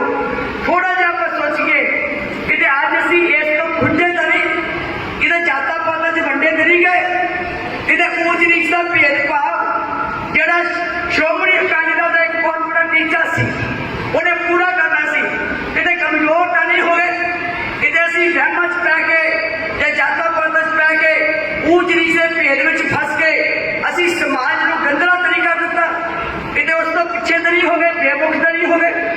ਮੈਨੂੰ ਲੱਗਦਾ ਅਸੀਂ ਬਹੁਤ ਪਿੱਛੇ ਚਲੇ ਗਏ, ਅਸੀਂ ਧੱਕੇ ਗਏ। ਅਸੀਂ ਇੱਕ ਦੂਜੇ ਨੂੰ ਈਰਖਾ ਕਰਨ ਲੱਗ ਪਏ, ਕਿਸੇ ਨੂੰ ਛੋਟਾ ਦਿਖਾਉਣ ਲੱਗ ਪਏ। ਲੇਕਿਨ ਗੁਰੂ ਨਾਨਕ ਸਾਹਿਬ ਤੇ ਕਹਿੰਦੇ ਨੀਚਾ ਅੰਦਰ ਨੀਚ ਜਾਤ, ਨੀਚੀ ਹੂੰ ਅੱਧ ਨੀਚ, ਜਿੱਥੇ ਨੀਚ ਸਮਾਲੀਅਨ ਦਿੱਤਾ ਨਜ਼ਰ ਤੇਰੀ ਬਖਸ਼ੀ, ਨਾਨਕ ਤਿਰਕਾ ਸੰਸਾਰ ਵੱਡਿਆ ਸੋ ਕਰੀ। ਉਹਦੇ ਕਹਿੰਦੇ ਮੈਨੂੰ ਉਹੀ ਚੰਗਾ ਲੱਗਦਾ, ਮੈਨੂੰ ਪਲਕ ਭਾਗੋ ਨਹੀਂ ਚੰਗਾ ਲੱਗਦਾ, ਮੈਨੂੰ ਭਾਈ ਲਾਲੋ ਚੰਗਾ ਲੱਗਦਾ। ਗੁਰੂ ਨਾਨਕ ਸਾਹਿਬ ਗਰੀਬ ਭਾਈ ਲਾਲੋ ਦੇ ਘਰ ਗਏ ਸੀ, ਜਿਹੜਾ ਕਿ ਕਿਰਤੀ ਸੀਗਾ। ਮਲਕ ਭਾਗੋ ਜਿਹੜਾ ਖੀਰਾ ਪੂੜੇ ਵੀ ਤਿਆਰ ਕੀਤੇ, ਕਿਉਂਕਿ ਖੂਨ ਚੂਸਿਆ ਸੀ ਲੋਕਾਂ ਦਾ, ਉਸ ਅਮੀਰੀ ਵਿੱਚ ਖੂਨ ਚੂਸਿਆ ਸੀ। ਤੇ ਗੁਰੂ ਨਾਨਕ ਸਾਹਿਬ ਦੇ ਪਰਿਵਾਰ ਨਹੀਂ ਸੀ ਕੀਤਾ, ਭਾਈ ਲਾਲੋ ਦੀ ਰੁੱਖੀ ਸੁੱਖੀ ਨੂੰ ਅਪਣਾਇਆ ਸੀ। ਸਤਿ ਸ੍ਰੀ ਅਕਾਲ ਜੀ। ਗੁਰੂ ਨਾਨਕ ਸਾਹਿਬ ਜੀ ਨੇ ਸਾਨੂੰ ਸਭੇ ਸਾਂਝੀਵਾਦ ਦਾ ਉਪਦੇਸ਼ ਦਿੱਤਾ। ਅਸੀਂ ਸਾਰੇ ਇੱਕ ਹਾਂ, ਕਿਉਂਕਿ ਗੁਰੂ ਗ੍ਰੰਥ ਸਾਹਿਬ ਇਹ ਗੁਰੂ ਪੰਥ ਨੂੰ ਉਪਦੇਸ਼ ਦਿੰਦਾ ਹੈ ਕਿ ਸਾਨੂੰ ਸਰਬੱਤ ਦਾ ਭਲਾ ਸਾਰੀ ਲੁਕਾਈ ਵਾਸਤੇ ਉਪਦੇਸ਼ ਹੈ। ਇੱਥੇ ਇੱਕ ਵਾਸਤੇ ਨਹੀਂ, ਇਕੱਲੇ ਮੇਰੇ ਵਾਸਤੇ ਨਹੀਂ, ਇਕੱਲੇ ਭਾਈ ਅਮਰੀਕ ਵਾਸਤੇ ਨਹੀਂ, ਤੇ ਜਿਹੜੇ ਸਟੇਜ ਤੇ ਬੈਠੇ ਹੈ ਕੇਵਲ ਇਹਨਾਂ ਵਾਸਤੇ ਨਹੀਂ। ਇਹ ਉਪਦੇਸ਼ ਕਿਉਂ ਮਾਰਨਾ ਕੋਈ ਸੱਚ ਹੈ, ਖੱਤਰੀ ਬ੍ਰਾਹਮਣ ਸ਼ੂਦ ਵੈਸ ਉਪਦੇਸ਼ ਕਿਉਂ ਮਾਰਨਾ ਕੋਈ ਸੱਚ ਹੈ, ਇਹ ਸਭਨਾਂ ਦੇ ਵਾਸਤੇ ਸਾਂਝਾ ਉਪਦੇਸ਼ ਹੈ। ਸੱਚ ਹੈ ਜੀ। ਮੇਰੀ ਬੇਨਤੀ ਹੈ ਤੁਹਾਨੂੰ ਸਾਰਿਆਂ ਨੂੰ, ਇਹ ਵਰਸੀਆਂ ਬਣਾਉਣੀਆਂ, ਇਹ ਦਿਹਾੜੇ ਬਣਾਉਣੇ, ਇਹ ਤਾਂ ਹੀ ਸਫਲ ਹੈ ਜੇ ਅਸੀਂ ਗੁਰੂ ਨਾਨਕ ਸਾਹਿਬ ਜੀ ਦੇ ਉਪਦੇਸ਼ ਨੂੰ ਕਮਾਈਏ। ਕਦੀ ਕਦੀ ਦੁੱਖ ਹੁੰਦਾ ਹੈ ਕਿ ਸਿੱਖ ਕੌਮ ਜਿੰਨੀ ਮਹਾਨ ਹੈ, ਜਿੱਡਾ ਇਹਦਾ ਮਹਾਨ ਖਜ਼ਾਨਾ ਹੈ, ਜਿੱਡਾ ਮਹਾਨ ਇਤਿਹਾਸ ਹੈ, ਜਿੰਨੀਆਂ ਮਹਾਨ ਕੁਰਬਾਨੀਆਂ ਨੇ, ਜਿੰਨੀ ਵੱਡੀ ਸੋਚ ਦਾ ਮਾਲਕ ਹੈ, ਜਿੰਨੀ ਵੱਡਾ ਸਥਾਨ ਇਸ ਦੇ ਕੋਲ ਹੈ, ਜਿੱਡਾ ਵੱਡਾ ਫਲਸਫਾ ਇਸ ਦੇ ਕੋਲ ਹੈ, ਪਰ ਸਿੱਖ ਕੌਮ ਅੱਜ ਖੇਰੂ ਖੇਰੂ ਕਿਉਂ ਹੋ ਰਹੀ ਹੈ? ਅੱਜ ਖੰਨੀ ਖੰਨੀ ਅਸੀਂ ਕਿਉਂ ਹੋ ਗਏ? ਸਾਧ ਸੰਗਤ ਜੀ ਹੋਏ 71 ਮਿਲੋ ਮੇਰੇ ਭਾਈ, ਦੁਬਦਾ ਦੂਰ ਕੋਰੇ ਨੇ ਬੁਲਾਏ, ਇਹ ਮੇਰੇ ਪਾਤਸ਼ਾਹ ਨੇ ਕਿਹਾ। ਤੇ ਉਹ ਕਿੱਦਾਂ ਹੋਣਾ? ਰੋ ਕਿਉਂ ਆਏ?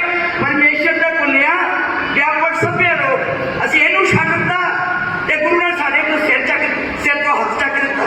ਸਾਧ ਸੰਗਤ ਜੀ, ਜਦੋਂ ਅਸੀਂ ਆਪਣਾ ਮਨ ਵੇਚਿਆ ਸਤਿਗੁਰੂ ਕੇ ਪਾਸ ਤੇ ਸੇਵਕ ਕੇ ਕਾਜ ਰਾਸ, ਕਹਿੰਦੇ ਮੈਨੂੰ ਤੂੰ ਖਰੀਦ ਕੇ ਦੇ ਵੇਖ, ਮੈਂ ਤੇ ਕੋਈ ਧਨ ਨਹੀਂ ਮੰਗਦਾ, ਦੌਲਤ ਨਹੀਂ ਮੰਗਦਾ, ਜਾਇਦਾਦ ਨਹੀਂ ਮੰਗਦਾ, ਚੰਦੋਏ ਨਹੀਂ ਮੰਗਦਾ, ਸੋਨਾ ਨਹੀਂ ਮੰਗਦਾ, ਚਾਂਦੀ ਨਹੀਂ ਵੇਚਦਾ। ਕਹਿੰਦੇ ਮੈਨੂੰ ਤੂੰ ਆਪਣਾ ਮਨ ਦੇ ਦੇ, ਬਸ ਮਨ ਮੈਨੂੰ ਦੇ ਦੇ ਤੇ ਮੈਂ ਸਾਰਾ ਕੁਝ ਤੈਨੂੰ ਦੇ ਦੂੰ। ਫਿਰ ਮੇਰੇ ਪਾਤਸ਼ਾਹ ਕਹਿੰਦੇ ਖਾਲਸਾ ਮੇਰਾ ਰੂਪ ਹੈ ਖਾਸ, ਖਾਲਸਾ ਮੈਂ ਹੂੰ ਕਰੋ ਨਿਵਾਸ, जब लग खालसा रहे न्यारा तब लग तेज जो मैं सारा। तो शर्त भी लाती है, जब ये गए विप्रण की रीत मैं ना करो इनकी। शासक जी कहते जो तू पुत्र नहीं, तू पुत्र बन गया, फिर मैं तेरा कोई राखी नहीं करनी। आओ आजकल की हमारे बादशाह तख्त श्री केसगढ़ साहब ने खड़े होके एक कुड़ी की है केड़ी मां जी बन के दादी अपने पोतरे को उंगल नाल लैके आवे ते मैं घर च जाके बाबा अजीत सिंह देखा, बाबा जुझार सिंह देखा, बाबा जोरावर सिंह देखा, बाबा फतेह सिंह देखा, क्योंकि उन्हें कहा सी इन पुत्रन के शीश पर बार दिए 104 चार हुए तो क्या हुआ, जीवित कई हजार। तो हमसे पुत्र जो कहा सी सो गुरुदेव पुत्र आज मैंने एक का भी खुशी है, 3 दिन तो मैं देख रही है बहुत बड़ी गिनती में नौजवान इस पंडाल च आए, बहुत बड़ी गिनती में गुरसिख सिंह सिंगड़ियां इस दीवान हाथ च आए और मैंने अत्यंत खुशी हुई। मैंने इस गल का मान भी होया कि अज बच्चे अपने घर में वापस आ रहे, अज शब्द गुरु के चरणों से बैठ के कीर्तन सुन रहे हैं, बाणी सुन रहे हैं। जिन्हें बड़ी चिंता सी सानू कि नौजवान गुरु घर च नहीं बैठते, नौजवान अपने बड़िया को नहीं बैठते, अपने इतिहास तो दूर होते जा रहे हैं। शाबाश बेटा, तुसी आज दस्तारा सजा सजा के आए हो, तुसी बहुत प्यार दिखाया, किसी ने लंगर सेवा की, किसी ने शिबिर सेवा की, किसी ने जोड़े कराई सवाई की और किसी ने होर सारी जिम्मेवारियां निभा के बहुत बड़ा मान इस थक तो कटिया। और एक बड़ी गिनती में गुरु के दर इस दीवान हाथ बैठ के गावो सच्ची बाणी ने इस महान उपदेश को श्रवण किया। सो गुरु प्यारियो, मैं क्योंकि पहला मैं समा नहीं सी पता लिया, इस करके कि मैं थोड़ी जी गल्लां साझियां करनी सी पंथक तौर पर। हुण आपकी मेरी बेनती है, मत सोचियो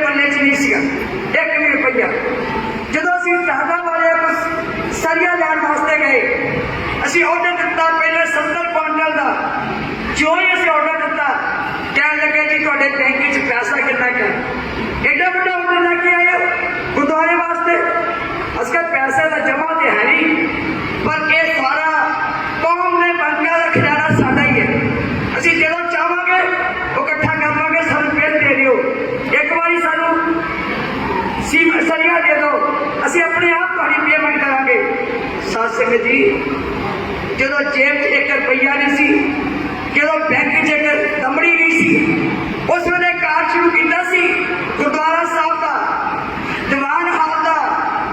ਅੱਜ ਦੇਖੋ 1 ਕਰੋੜਾਂ ਦੀਆਂ ਬਿਲਡਿੰਗਾਂ ਤਿਆਰ ਹੋ ਗਈਆਂ। ਕਿਉਂਕਿ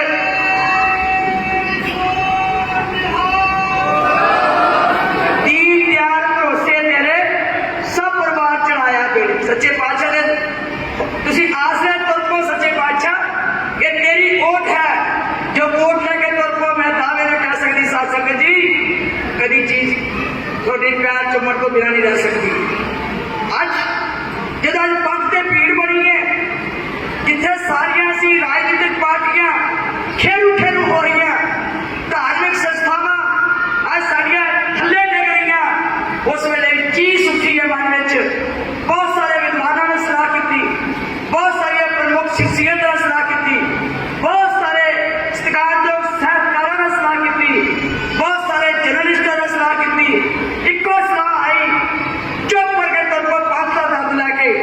ਜੇ ਪੰਥ ਨੂੰ ਇਹ ਚਾਹੀਦਾ ਹੋਵੇਗਾ ਕਿ ਅਸੀਂ ਉਹ ਮਹਾਨ ਸੰਸਥਾਵਾਂ ਸ਼੍ਰੀ ਅਕਾਲ ਤਖ਼ਤ ਸਾਹਿਬ ਤੇ ਸ਼੍ਰੋਮਣੀ ਗੁਰਦੁਆਰਾ ਪ੍ਰਬੰਧਕ ਕਮੇਟੀ ਨੂੰ ਆਜ਼ਾਦ ਕਰਾਉਣੇ, ਤੇ ਜ਼ਰੂਰ ਵਹੀਰਾਂ ਕਰਕੇ ਕੌਮ ਜਿਹੜੀ ਹੈ ਉਹ ਤੁਹਾਡੇ ਪਿੱਛੇ ਆਏਗੀ। ਸਾਧ ਸੰਗਤ ਜੀ, ਮੈਨੂੰ ਤੁਹਾਡੇ ਤੇ ਮਾਣ ਹੈ, ਤੁਸੀਂ ਇਸ ਗੱਲ ਦੇ ਉੱਤੇ ਸਤਿਕਾਰ ਕਰੋਗੇ ਕਿ ਤੁਹਾਡੀ ਸੇਵਾਦਾਰ ਨੇ ਸ਼ਾਇਦ ਕਿਸੇ ਵਿੱਚ ਦਮ ਨਾ ਹੁੰਦਾ। ਕਈ ਵਾਰੀ ਡਰੀ ਜਾਂਦੇ ਲਾਗੇ ਬੈਠੇ ਵਾਲੇ ਵੀ ਸਾਰੇ। ਮੈਂ ਦੇਖ ਰਹੀ ਸੀ ਬਾਬਾ ਜੀ ਵੀ ਡਰੀ ਜਾਂਦੇ ਮੈਨੂੰ ਵੇਖ ਕੇ, ਤੁਸੀਂ ਕਰਦੇ ਕੀ ਪਏ ਹੋ, ਕਿਉਂ ਇਹ ਸਾਰਾ ਕੁਝ ਕਰ ਰਹੇ ਹੋ। ਮੈਂ ਇਸ ਲਈ ਕਰ ਰਹੀ ਹੈ ਕਿ ਮੈਂ ਲੰਬੇ ਸਮੇਂ ਤੋਂ 26 ਸਾਲ ਤੋਂ ਉਸ ਸੰਸਥਾ ਦਾ ਮੁਹਾਂਦਰਾ ਰੱਖਿਆ। ਸ਼੍ਰੀ ਅਕਾਲ ਤਖ਼ਤ ਦੇ ਜਥੇਦਾਰ ਗਿਆਨੀ ਹਰਪ੍ਰੀਤ ਸਿੰਘ ਹੁਣ ਖੁੱਲ੍ਹ ਕੇ ਅਕਾਲੀ ਦਲ ਦੇ ਸਾਹਮਣੇ ਖੜੇ ਹੋ ਗਏ ਹਨ।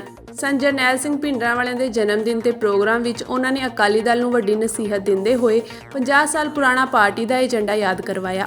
ਸਿਰਫ ਇੰਨਾ ਹੀ ਨਹੀਂ, ਉਹਨਾਂ ਨੇ ਪੰਥ ਦੇ ਏਕੇ ਦਾ ਵੀ ਸੁਨੇਹਾ ਦਿੱਤਾ। ਜਥੇਦਾਰ ਗਿਆਨੀ ਹਰਪ੍ਰੀਤ ਸਿੰਘ 1920 ਗੁਰਦੁਆਰਾ ਸੁਧਾਰ ਬਾਰੇ ਗੱਲ ਕਰ ਰਹੇ ਸਨ। ਇਸੇ ਦੌਰਾਨ ਉਹਨਾਂ ਨੇ ਅਕਾਲੀ ਦਲ ਨੂੰ ਉਹਨਾਂ ਦੀ ਕਮੀਆਂ ਯਾਦ ਕਰਵਾਈਆਂ। ਜਥੇਦਾਰ ਸ਼੍ਰੀ ਅਕਾਲ ਤਖ਼ਤ ਨੇ ਕਿਹਾ ਕਿ ਇੱਕ ਸਮਾਂ ਸੀ ਜਦੋਂ ਸਾਡੇ ਰਾਜਸੀ ਏਜੰਡੇ ਵਿੱਚ ਸਿੱਖ ਪੰਥ ਅਤੇ ਗੁਰਦੁਆਰੇ ਪਹਿਲੇ ਨੰਬਰ ਤੇ ਹੁੰਦੇ ਸਨ। ਸ਼੍ਰੋਮਣੀ ਅਕਾਲੀ ਦਲ 50 ਸਾਲ ਪੁਰਾਣਾ ਆਪਣਾ ਏਜੰਡਾ ਵੇਖ ਲਏ। ਸਿੱਖ ਪੰਥ ਅਤੇ ਗੁਰੂ ਘਰਾਂ ਦੀ ਚੜ੍ਹਦੀ ਕਲਾ ਪਹਿਲੇ ਨੰਬਰ ਤੇ ਹੁੰਦੀ ਸੀ, ਪਰ ਹੁਣ ਸਾਡੀ ਰਾਜਸੀ ਸੋਚ ਵਿੱਚ ਸਿੱਖ ਪੰਥ ਗਾਇਬ ਹੋ ਗਿਆ ਹੈ ਅਤੇ ਗੁਰਦੁਆਰੇ ਵੀ ਇਸ ਸੋਚ ਦਾ ਹਿੱਸਾ ਨਹੀਂ ਬਣ ਰਹੇ। ਇਹ ਸਾਡੀ ਕਮਜ਼ੋਰੀ ਹੈ। ਜੇਕਰ ਸਾਨੂੰ ਤਾਕਤਵਰ ਬਣਨਾ ਹੈ ਤਾਂ ਸ੍ਰੀ ਗੁਰੂ ਗ੍ਰੰਥ ਸਾਹਿਬ ਜੀ ਦੀ ਹਜ਼ੂਰੀ ਵਿੱਚ ਵੱਖ-ਵੱਖ ਸੰਸਥਾਵਾਂ ਨੂੰ ਮਿਲ ਕੇ ਬੈਠਣਾ ਹੋਵੇਗਾ। ਜਥੇਬੰਦੀਆਂ ਧਰਮ ਦੀ ਰੀੜ੍ਹ ਦੀ ਹੱਡੀਆਂ ਹੁੰਦੀਆਂ ਹਨ। ਜੇਕਰ ਇਹ ਕਮਜ਼ੋਰ ਹੋ ਗਈਆਂ ਤਾਂ ਧਰਮ ਨੂੰ ਕਮਜ਼ੋਰ ਹੋਣ ਤੋਂ ਨਹੀਂ ਬਚਾਇਆ ਜਾ ਸਕਦਾ ਹੈ। ਪੰਜਾਬ ਦੀ ਧਰਤੀ ਤੇ ਨਫ਼ਰਤ ਫੈਲਾਉਣ ਵਾਲੇ ਲੋਕ ਪਹੁੰਚ ਚੁੱਕੇ ਹਨ। ਪਹਿਲਾਂ ਉਹਨਾਂ ਸਿੱਖਾਂ ਤੇ ਹਿੰਦੂਆਂ ਵਿੱਚ ਲੜਾਈ ਕਰਾਈ, ਹੁਣ ਸਿੱਖ ਦਲਿਤਾਂ ਨੂੰ ਵੰਡਣ ਦੀ ਕੋਸ਼ਿਸ਼ ਹੋ ਰਹੀ ਹੈ। ਇਹ ਪਹਿਲਾ ਮੌਕਾ ਨਹੀਂ ਹੈ ਜਦੋਂ ਜਥੇਦਾਰ ਗਿਆਨੀ ਹਰਪ੍ਰੀਤ ਸਿੰਘ ਵੱਲੋਂ ਅਕਾਲੀ ਦਲ ਨੂੰ ਨਸੀਹਤ ਦਿੱਤੀ ਗਈ ਹੋਵੇ। ਇਸ ਤੋਂ ਪਹਿਲਾਂ ਵੀ ਉਹਨਾਂ ਨੇ ਪਾਰਟੀ ਨੂੰ ਕਿਸਾਨੀ ਮੁੱਦਿਆਂ ਤੋਂ ਦੂਰ ਹੋਣ ਤੇ ਵੀ ਤੰਜ ਕੱਸਿਆ ਸੀ, ਪਰ ਜਥੇਦਾਰ ਗਿਆਨੀ ਹਰਪ੍ਰੀਤ ਸਿੰਘ ਦੇ ਤਾਜ਼ਾ ਬਿਆਨ ਨੂੰ ਪਿਛਲੇ ਦਿਨ ਉਹਨਾਂ ਨੂੰ ਹਟਾਉਣ ਦੀਆਂ ਕੋਸ਼ਿਸ਼ਾਂ ਨਾਲ ਜੋੜ ਕੇ ਵੇਖਿਆ ਜਾ ਰਿਹਾ ਹੈ।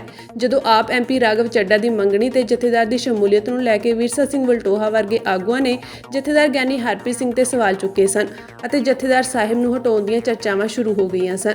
ਪਿਛਲੇ ਮਹੀਨੇ ਸ਼੍ਰੋਮਣੀ ਗੁਰਦੁਆਰਾ ਪ੍ਰਬੰਧਕ ਕਮੇਟੀ ਦੀ ਕਾਰਜਕਾਰਨੀ ਦੀ ਮੀਟਿੰਗ ਹੋਈ। ਉਸ ਵੇਲੇ ਜਥੇਦਾਰ ਗਿਆਨੀ ਹਰਪ੍ਰੀਤ ਸਿੰਘ ਨੂੰ ਅਹੁਦੇ ਤੋਂ ਹਟਾਉਣ ਦੀ ਚਰਚਾਵਾਂ ਸ਼ੁਰੂ ਹੋਈਆਂ ਸਨ, ਪਰ ਉਹਨਾਂ ਨੂੰ ਹਟਾਉਣ ਨੂੰ ਲੈ ਕੇ ਅਕਾਲੀ ਦਲ ਵਿੱਚ ਵਿਵਾਦ ਖੜਾ ਹੋ ਗਿਆ। ਸੀਨੀਅਰ ਆਗੂ ਜਥੇਦਾਰ ਨੂੰ ਹਟਾਉਣ ਦੇ ਫੈਸਲੇ ਦੇ ਖਿਲਾਫ ਖੜੇ ਹੋ ਗਏ ਸਨ, ਜਿਸ ਤੋਂ ਬਾਅਦ ਹਟਾਉਣ ਦਾ ਫੈਸਲਾ ਟਾਲ ਦਿੱਤਾ ਗਿਆ। ਪਰ ਜਥੇਦਾਰ ਸਾਹਿਬਾਨਾਂ ਦੇ ਜ਼ਾਬਤਾ ਕਮੇਟੀ ਦਾ ਗਠਨ ਕੀਤਾ ਗਿਆ ਜੋ ਉਹਨਾਂ ਦੇ ਕੋਡ ਆਫ ਕੰਡਕਟ ਤੈਅ ਕਰੇਗੀ। ਦਮਦਮੇ ਟਕਸਾਲ ਦੇ 64ਵੇਂ ਮੁਖੀ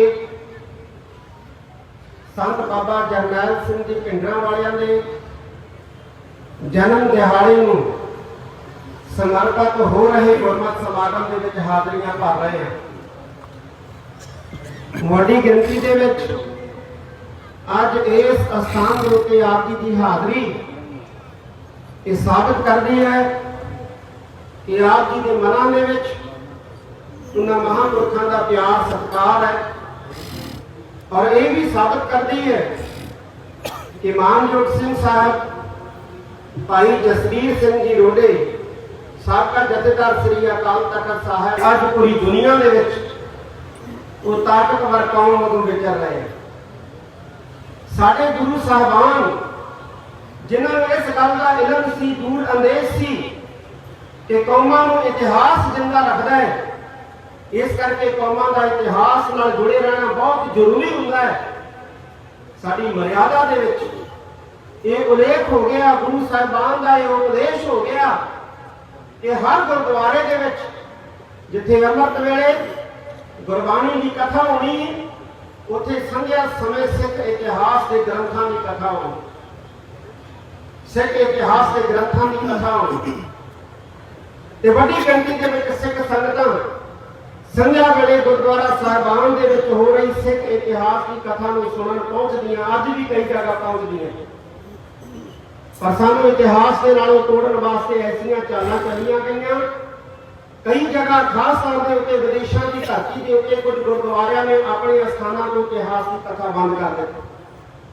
ਸਾਡੇ ਇਤਿਹਾਸਕ ਸਰੋਤ, ਇਤਿਹਾਸਕ ਗ੍ਰੰਥ ਜਿਨ੍ਹਾਂ ਦੀ ਗੁਰਦੁਆਰਾ ਸਾਹਿਬਾਨ ਤੋਂ ਕਥਾ ਹੁੰਦੀ ਸੀ, ਉਹਨਾਂ ਇਤਿਹਾਸਕ ਗ੍ਰੰਥਾਂ ਦੇ ਪ੍ਰਤੀ ਊਲ ਜਲੂਲ ਸ਼ਬਦ ਬੋਲੇ ਗਏ ਤੇ ਸਿੱਖ ਸੰਗਤਾਂ ਦੇ ਮਨਾਂ ਦੇ ਵਿੱਚ ਉਹਨਾਂ ਗ੍ਰੰਥਾਂ ਪ੍ਰਤੀ ਸ਼ੰਕੇ ਪੈਦਾ ਕੀਤੇ। ਜਦੋਂ ਸਾਡੇ ਸਿੱਖ ਸੰਗਤੀ ਰੂਪ 'ਚ ਬੈਠ ਕੇ ਇਹਨਾਂ ਗ੍ਰੰਥਾਂ ਦੀ ਕਥਾ ਸੁਣਦੇ ਸੀ, ਉਹਨਾਂ ਦੇ ਅੰਦਰ ਸਿੱਖੀ ਪ੍ਰਬਲ ਹੁੰਦੀ ਸੀ।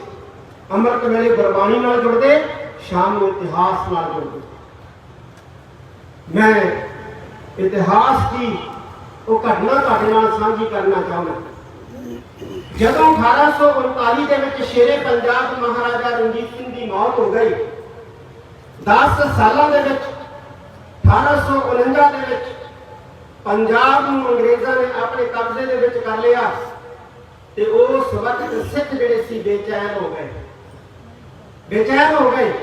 ਵੱਡੇ ਵੱਡੇ ਸਰਦਾਰਾਂ ਨੂੰ ਪੈਨਸ਼ਨਾਂ ਦੇ ਕੇ ਘਰੇ ਤੋੜ ਦਿੱਤਾ। ਬਾਅਦ ਵਿੱਚ ਅੰਗਰੇਜ਼ਾਂ ਨੇ ਉਹਨਾਂ ਦੀਆਂ ਪੈਨਸ਼ਨਾਂ ਵੀ ਬੰਦ ਕਰ ਦਿੱਤੀਆਂ। ਬੇਚੈਨ ਹੋ ਗਏ, ਮਾਯੂਸ ਹੋ ਗਏ। ਔਰ ਜਦੋਂ ਬੇਚੈਨੀ ਆ ਗਈ, ਮਾਯੂਸੀ ਆ ਗਈ ਤੇ ਇਖਲਾਕ ਦੇ ਵਿੱਚ ਵੀ ਗਿਰਾਵਟ ਆ ਗਈ। ਜੇ ਉਸ ਵੇਲੇ ਦੇ ਰਾਜਿਆਂ ਦਾ ਇਖਲਾਕ ਪੜ੍ਹਨਾ ਹੋਵੇ ਤੇ ਗਿਆਨੀ ਗਿਆਨ ਸਿੰਘ ਦਾ ਪੰਥ ਪ੍ਰਕਾਸ਼ ਪੜ੍ਹ ਕੇ ਦੇਖੋ। ਗਿਆਨੀ ਗਿਆਨ ਸਿੰਘ ਨੇ ਆਪਣੇ ਪੰਥ ਪ੍ਰਕਾਸ਼ ਦੇ ਵਿੱਚ ਜ਼ਿਕਰ ਕੀਤਾ ਕਿ ਉਸ ਵੇਲੇ ਸਾਡਾ ਇਖਲਾਕ ਕਿਸ ਤਰ੍ਹਾਂ ਦਾ ਹੋ ਗਿਆ ਸੀ, ਖਾਸ ਤੌਰ ਤੇ ਸਾਡੇ ਰਾਜਿਆਂ ਦਾ ਇਖਲਾਕ ਕਿਸ ਤਰ੍ਹਾਂ ਹੋ ਗਿਆ ਸੀ। ਫਿਰ ਸਿਰ ਜੋੜ ਕੇ ਬੈਠੇ ਉਹ ਸਾਰੇ ਸਿੱਖ ਸਰਦਾਰ ਕਿ ਸਾਨੂੰ ਤਾਂ ਰਾਜ ਗੁਰੂ ਸਾਹਿਬ ਨੇ ਬਖਸ਼ਿਆ ਸੀ ਤੇ ਗੁਰੂ ਸਾਹਿਬ ਦਾ ਬਖਸ਼ਿਆ ਰਾਜ ਜਿਹੜਾ ਹੈ ਉਹ ਸਾਡੇ ਹੱਥਾਂ ਚੋਂ ਰੇਤ ਵਾਂਗ ਕਿਰ ਕਿਵੇਂ ਗਿਆ।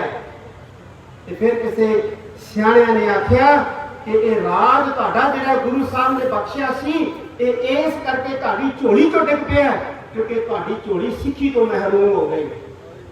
ਤੁਸੀਂ ਸਿੱਖੀ ਤੋਂ ਸਖਣੇ ਹੋ ਗਏ, ਤੁਸੀਂ ਸਿੱਖੀ ਵਿਚਾਰਧਾਰਾ ਛੱਡ ਦਿੱਤੀ ਹੈ, ਤੁਸੀਂ ਸਿੱਖੀ ਪਰੰਪਰਾ ਛੱਡ ਦਿੱਤੀ ਹੈ, ਤੁਸੀਂ ਸਿੱਖ ਇਤਿਹਾਸ ਨੂੰ ਭੁੱਲ ਗਏ ਹੋ, ਆਪਣੇ ਵਡੇਰਿਆਂ ਦੀਆਂ ਮਾਨੀਆਂ ਤੇਗਾਂ ਨੂੰ ਜਿਹੜਾ ਉਹ ਭੁੱਲ ਗਏ ਹੋ। ਕਿ ਜੇ ਤੁਸੀਂ ਦੁਬਾਰਾ ਰਾਜ ਭਾਗ ਦੇ ਮਾਲਕ ਬਣਨਾ ਤਾਂ ਤੁਹਾਨੂੰ ਆਪਣੀ ਝੋਲੀ 'ਚ ਸਿੱਖੀ ਪਾਉਣੀ ਪਊਗੀ। ਤੇ ਜੇ ਤੁਸੀਂ ਆਪਣੀ ਝੋਲੀ ਦੇ ਵਿੱਚ ਸਿੱਖੀ ਪਾਉਣੀ ਹੈ ਤੇ ਤੁਹਾਨੂੰ ਗੁਰਦੁਆਰਿਆਂ ਵੱਲ ਮੂੰਹ ਕਰਨਾ ਪਊਗਾ। ਫਿਰ ਉਹਨਾਂ ਸਿੱਖਾਂ ਨੇ ਗੁਰਦੁਆਰਿਆਂ ਵੱਲ ਮੂੰਹ ਕੀਤਾ। ਜਦੋਂ ਗੁਰਦੁਆਰਿਆਂ ਵੱਲ ਮੂੰਹ ਕੀਤਾ, ਗੁਰਦੁਆਰਿਆਂ ਵਿੱਚ ਆਏ ਤੇ ਗੁਰਦੁਆਰਿਆਂ ਵਿੱਚ ਆ ਕੇ ਜਦੋਂ ਉਹਨਾਂ ਨੇ ਕਿਹਾ ਸਾਨੂੰ ਸਿੱਖੀ ਸਮਝਾਓ, ਤੇ ਉੱਥੇ ਬੈਠੇ ਪੁਜਾਰੀਆਂ ਨੇ ਕਿਹਾ ਕਿਹੜੀ ਸਿੱਖੀ, ਇਹ ਸਾਡੀਆਂ ਨਿੱਜੀ ਜਾਇਦਾਦਾਂ ਨੇ, ਕਿਹੜੀ ਸਿੱਖੀ, ਜਾਓ ਆਪਣੇ ਘਰਾਂ ਨੂੰ। ਤੇ ਫਿਰ ਪੰਥ ਨੇ ਸੋਚਿਆ ਕਿ ਜੇ ਹੁਣ ਮਜ਼ਬੂਤ ਹੋਣਾ ਤਾਂ ਪਹਿਲਾਂ ਸਿੱਖੀ ਦੇ ਸੋਮੇ ਗੁਰਦੁਆਰੇ ਜਿਹੜੇ ਆ ਸਾਨੂੰ ਮਜ਼ਬੂਤ ਕਰਨੇ ਪੈਣਗੇ। ਸਾਨੂੰ ਆਪਣਾ ਪ੍ਰਚਾਰ ਮਜ਼ਬੂਤ ਕਰਨਾ ਪਏਗਾ, ਪ੍ਰਸਾਰ ਮਜ਼ਬੂਤ ਕਰਨਾ ਪਏਗਾ। ਤੇ ਫਿਰ ਲਹਿਰਾਂ ਚੱਲੀਆਂ, ਕਿਤੇ ਸਿੰਘ ਸਭਾ, ਕਿਤੇ ਗੁਰਦੁਆਰਾ ਸੁਧਾਰ ਲਹਿਰ, ਕਿਤੇ ਬੱਬਰ ਅਕਾਲੀ ਲਹਿਰ, ਕਿਤੇ ਗਦਰ ਲਹਿਰ। ਸੰਤ ਬਾਬਾ ਕਦਰ ਸਿੰਘ ਜੀ ਮਸਤੂਆਣੇ ਸਾਹਿਬ ਵਾਲੇ, ਉਹਨਾਂ ਦਾ ਯੋਗਦਾਨ ਬਹੁਤ ਵੱਡਾ ਹੈ ਪ੍ਰਚਾਰ ਤੇ ਪ੍ਰਸਾਰ ਦੇ ਖੇਤਰ ਦੇ ਵਿੱਚ। ਤਾਂ ਸਿੱਖੀ ਜਿਹੜੀ ਹੈ ਮੁੜ ਸਿੱਖਾਂ ਨੇ ਆਪਣੀ ਝੋਲੀ ਪਵਾਈ, ਆਪਣੀਆਂ ਸੰਸਥਾਵਾਂ ਜਿਹੜੀਆਂ ਹੈ ਉਹ ਬਣਾਈਆਂ ਤੇ ਸੰਸਥਾਵਾਂ ਨੂੰ ਮਜ਼ਬੂਤ ਕੀਤਾ। ਸਾਰੀ ਦੁਨੀਆ ਤੇ ਖਾਲਸੇ ਦੇ ਬੋਲ ਬਾਲੇ ਹੋਏ। ਕੋਈ ਸਮਾਂ ਸੀ ਸਾਡੇ ਰਾਜਸੀ ਏਜੰਡੇ ਦੇ ਵਿੱਚ ਇਹ ਸ਼ਬਦ ਜਿਹੜੇ ਆ ਉਹ ਪਹਿਲੇ ਨੰਬਰ ਤੇ ਹੁੰਦੇ ਸੀ, ਸਿੱਖ ਪੰਥ ਤੇ ਗੁਰਦੁਆਰੇ। ਤੁਸੀਂ ਸ਼੍ਰੋਮਣੀ ਅਕਾਲੀ ਦਲ ਦਾ 50 ਸਾਲ ਪੁਰਾਣਾ ਜਿਹੜਾ ਹੈ ਉਹ ਤੁਸੀਂ ਪੜ੍ਹ ਕੇ ਦੇਖ ਲਓ ਸੰਵਿਧਾਨ। 50 ਸਾਲ ਪੁਰਾਣੇ ਸੰਵਿਧਾਨ ਦੇ ਵਿੱਚ ਮੁੱਖ ਏਜੰਡਾ ਕੀ ਹੈ ਸ਼੍ਰੋਮਣੀ ਅਕਾਲੀ ਦਲ ਦਾ? ਇਹ ਬਾਖੂਬੀ ਲਿਖਿਆ ਹੋਇਆ ਹੈ, ਸਿੱਖ ਪੰਥ ਤੇ ਗੁਰਦੁਆਰਿਆਂ ਦੀ ਚੜ੍ਹਦੀ ਕਲਾ। ਅੱਜ ਸਾਡੀ ਰਾਸ਼ੀ ਸੋਚ ਦੇ ਵਿੱਚੋਂ ਸਿੱਖ ਪੰਥ ਵੀ ਮਨਫੀ ਹੋ ਗਿਆ ਔਰ ਗੁਰਦੁਆਰੇ ਵੀ ਮਨਫੀ ਹੋ ਗਏ। ਇਹ ਸਾਡੀ ਕਮਜ਼ੋਰੀ ਹੈ। ਜੇ ਅਸੀਂ ਤਾਕਤਵਰ ਬਣਨਾ ਤਾਂ ਸਾਨੂੰ ਧੰਨ ਗੁਰੂ ਗ੍ਰੰਥ ਸਾਹਿਬ ਸੱਚੇ ਪਾਤਸ਼ਾਹ ਦੀ ਹਜ਼ੂਰੀ 'ਚ ਆਪਣੀਆਂ ਸੰਸਥਾਵਾਂ ਜਿਹੜੀਆਂ ਸਿਰ ਜੋੜ ਕੇ ਬੈਠ ਕੇ ਮਜ਼ਬੂਤ ਕਰਨੀਆਂ ਹੋਣਗੀਆਂ। ਜਿਵੇਂ ਮਾਨਯੋਗ ਸਿੰਘ ਸਾਹਿਬ ਭਾਈ ਜਸਵੀਰ ਸਿੰਘ ਜੀ ਉਹਨਾਂ ਨੇ ਦੱਸਿਆ ਕਿ ਸੰਸਥਾਵਾਂ ਜਿਹੜੀਆਂ ਨੇ ਇਹ ਕੌਮਾਂ ਦੀ ਰੀੜ੍ਹ ਦੀ ਹੱਡੀ ਹੁੰਦੀਆਂ, ਜੇ ਇਹ ਕਮਜ਼ੋਰ ਹੋ ਗਈਆਂ ਤੇ ਕੌਮਾਂ ਨੂੰ ਕਮਜ਼ੋਰ ਹੋਣਾ ਜਿਹੜਾ ਕੋਈ ਬਚਾ ਨਹੀਂ ਸਕਦਾ। ਅੱਜ ਫਿਰਕਾ ਪ੍ਰਸਤ ਲੋਕ ਜਿਹੜੇ ਨੇ ਉਹ ਪੰਜਾਬ ਦੀ ਧਰਤੀ ਦੇ ਉੱਤੇ ਕਦਮ ਰੱਖ ਚੁੱਕੇ ਨੇ। ਕੋਈ ਸਮਾਂ ਸੀ ਜਦੋਂ ਇਹਨਾਂ ਲੋਕਾਂ ਨੇ ਸਿੱਖਾਂ ਤੇ ਹਿੰਦੂਆਂ ਨੂੰ ਆਪਸ ਦੇ ਵਿੱਚ ਵੰਡਿਆ। ਅੱਜ ਸਿੱਖਾਂ ਤੇ ਹਿੰਦੂਆਂ ਨੂੰ ਵੀ ਆਪਸ ਦੇ ਵਿੱਚ ਵੰਡਣ ਦੀਆਂ ਗੋਂਦਾਂ ਨਹੀਂ ਬੁਣੀਆਂ ਜਾ ਰਹੀਆਂ, ਬਲਕਿ ਸਿੱਖਾਂ ਨੂੰ ਦਲਿਤ ਸਮਾਜ, ਜਿਨ੍ਹਾਂ ਨੂੰ ਦਲਿਤ ਕਹਿੰਦੇ ਆ, ਉਹਨਾਂ ਨਾਲੋਂ ਵੀ ਵੰਡੀਆਂ ਜਿਹੜੀਆਂ ਉਹ ਪਾਉਣ ਦੇ ਬੜੇ ਕੋਝੇ ਯਤਨ ਜਿਹੜੇ ਹੋ ਰਹੇ। ਗੁਰਦੁਆਰੇ ਸਾਹਿਬਾਨ ਜਿਹੜੇ ਸਾਡੇ ਵੀਰਾਂ ਨੇ ਬਣਾਏ, ਜਿਨ੍ਹਾਂ ਨੂੰ ਅਸੀਂ ਸਿੱਖ ਪੰਥ ਦਲਿਤ ਨਹੀਂ ਮੰਨਦਾ ਕਿਸੇ ਨੂੰ, ਇਹ ਸੰਵਿਧਾਨ ਇਹ ਸਮਾਜ ਕਹਿੰਦਾ ਕਿ ਇਹ ਗਲਤ ਹੈ। ਉਹਨਾਂ ਨੇ ਆਪਣੇ ਗੁਰਦੁਆਰੇ ਬਣਾਏ। ਅੱਜ ਬੜੀ ਕੋਝੀ ਸਾਜ਼ਿਸ਼ ਦੇ ਤਹਿਤ ਉਹਨਾਂ ਗੁਰਦੁਆਰਿਆਂ ਦੇ ਵਿੱਚ ਮੂਰਤੀਆਂ ਸਥਾਪਿਤ ਕਰਕੇ ਉਹਨਾਂ ਨੂੰ ਮੰਦਿਰਾਂ ਦਾ ਰੂਪ ਦੇਣ ਦਾ ਜਿਹੜਾ ਹੈ ਉਹ ਪ੍ਰਕਰਣ ਚੱਲ ਰਿਹਾ ਹੈ। ਪੰਜਾਬ ਦੇ ਵਿੱਚ ਕੋਈ ਜਾਤੀ ਭਾਵ ਨਹੀਂ ਹੈ ਜਿੰਨੀ ਵੱਡੀ ਪੱਧਰ ਦੇ ਉੱਤੇ ਭਾਰਤ ਦੇ ਬਾਕੀ ਸੂਬਿਆਂ ਦੇ ਵਿੱਚ ਹੈ। ਅੱਜ ਹੀ ਪੰਜਾਬੀ ਟ੍ਰਿਬਿਊਨ ਦੇ ਵਿੱਚ ਇੱਕ ਖਬਰ ਛਪੀ ਹੈ ਕਿ ਰਾਜਸਥਾਨ ਦੇ ਅੰਦਰ ਇੱਕ ਦਲਿਤ ਨੌਜਵਾਨ ਨੇ ਸੋਹਣੇ ਕੱਪੜੇ ਪਾ ਲਏ, ਉਹਨੇ ਸੋਹਣਾ ਦੇਖਣ ਦਾ ਯਤਨ ਕੀਤਾ। ਜਦੋਂ ਉਹ ਬਾਜ਼ਾਰ 'ਚ ਨਿਕਲਿਆ ਤੇ ਉੱਚ ਜਾਤੀ ਲੋਕਾਂ ਨੇ ਉਹਦੀ ਬੁਰੀ ਤਰ੍ਹਾਂ ਕੁੱਟ ਮਾਰ ਦਿੱਤੀ। ਇਹਦੀ ਕਮਾਲ ਦੀ ਗੱਲ ਹੈ। ਪੰਜਾਬ ਦੇ ਵਿੱਚ ਇਹ ਹਾਲਾਤ ਨਹੀਂ ਹੈ, ਲੇਕਿਨ ਦਿਖਾਇਆ ਜਾ ਰਿਹਾ ਹੈ ਮੀਡੀਆ ਦੇ ਵਿੱਚ ਕਿ ਪੰਜਾਬ ਦੇ ਵਿੱਚ ਬੜਾ ਵੱਡਾ ਜਿਹੜਾ ਹੈ ਉਹ ਜਾਤੀਵਾਦ ਹੈ। ਇੱਥੇ ਜਾਤੀਵਾਦ ਨਹੀਂ ਹੈ ਜਿੰਨਾ ਬਾਕੀ ਸੂਬਿਆਂ ਦੇ ਵਿੱਚ, ਕਿਉਂਕਿ ਇੱਕ ਹਾਲ ਹੈ, ਇੱਕ ਸਾਜ਼ਿਸ਼ ਹੈ ਸਿੱਖ ਤੇ ਦਲਿਤ ਸਿੱਖ ਨੂੰ ਆਪਸ ਦੇ ਵਿੱਚੋਂ ਤੋੜਨਾ। ਮੈਂ ਫਿਰ ਕਹਿ ਦਿਆਂ ਕਿ ਦਲਿਤ ਸ਼ਬਦ ਸਾਡੀ ਸੰਸਕ੍ਰਿਤੀ ਦਾ, ਸਾਡੀ ਮਰਿਆਦਾ ਦਾ ਸ਼ਬਦ ਨਹੀਂ ਹੈ। ਇਹ ਭਾਰਤੀ ਸੰਵਿਧਾਨ ਨੇ ਦਿੱਤਾ ਸ਼ਬਦ ਹੈ, ਇਹ ਸਮਾਜ ਨੇ, ਭਾਰਤੀ ਸਮਾਜ ਨੇ ਦਿੱਤਾ ਸ਼ਬਦ ਹੈ। ਇਸ ਕਰਕੇ ਅਸੀਂ ਵਰਤੋਂ ਜ਼ਰੂਰ ਕਰਦੇ ਹਾਂ, ਪਰ ਸਾਡੀ ਸੰਸਕ੍ਰਿਤੀ ਦਾ, ਸਾਡੀ ਮਰਿਆਦਾ ਦਾ, ਸਾਡੇ ਸੱਭਿਆਚਾਰ ਦਾ ਇਹ ਸ਼ਬਦ ਨਹੀਂ ਹੈ। ਸਾਧ ਸੰਗਤ ਅੱਜ ਜ਼ਰੂਰਤ ਹੈ ਅਸੀਂ ਸਿਰ ਜੋੜ ਕੇ ਬੈਠੇ।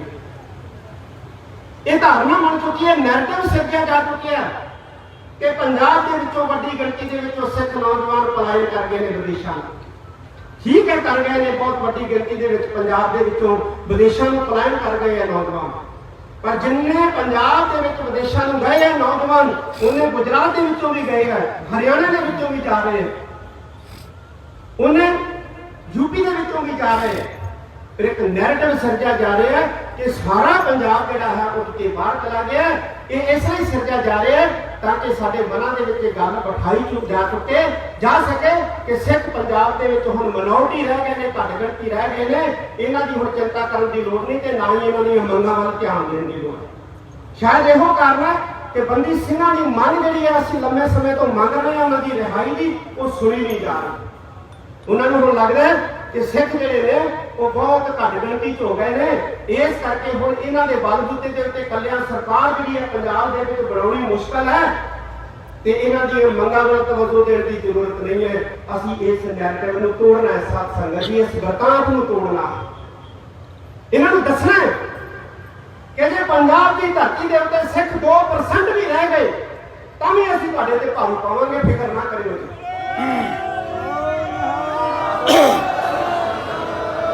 ਔਰ ਅਸੀਂ ਦਿੱਲੀ ਨੂੰ ਇਹ ਵੀ ਦੱਸ ਦੇਣਾ ਕਿ ਤੁਸੀਂ ਜਿੰਨਾ ਮਰਜ਼ੀ ਮਜ਼ਬੂਤ ਸਮਝ ਲਓ ਆਪਣੇ ਆਪ ਨੂੰ, ਪਰ ਔਰੰਗਜ਼ੇਬ ਨਾਲੋਂ ਮਜ਼ਬੂਤ ਨਹੀਂ ਹੋ ਸਕਦੇ।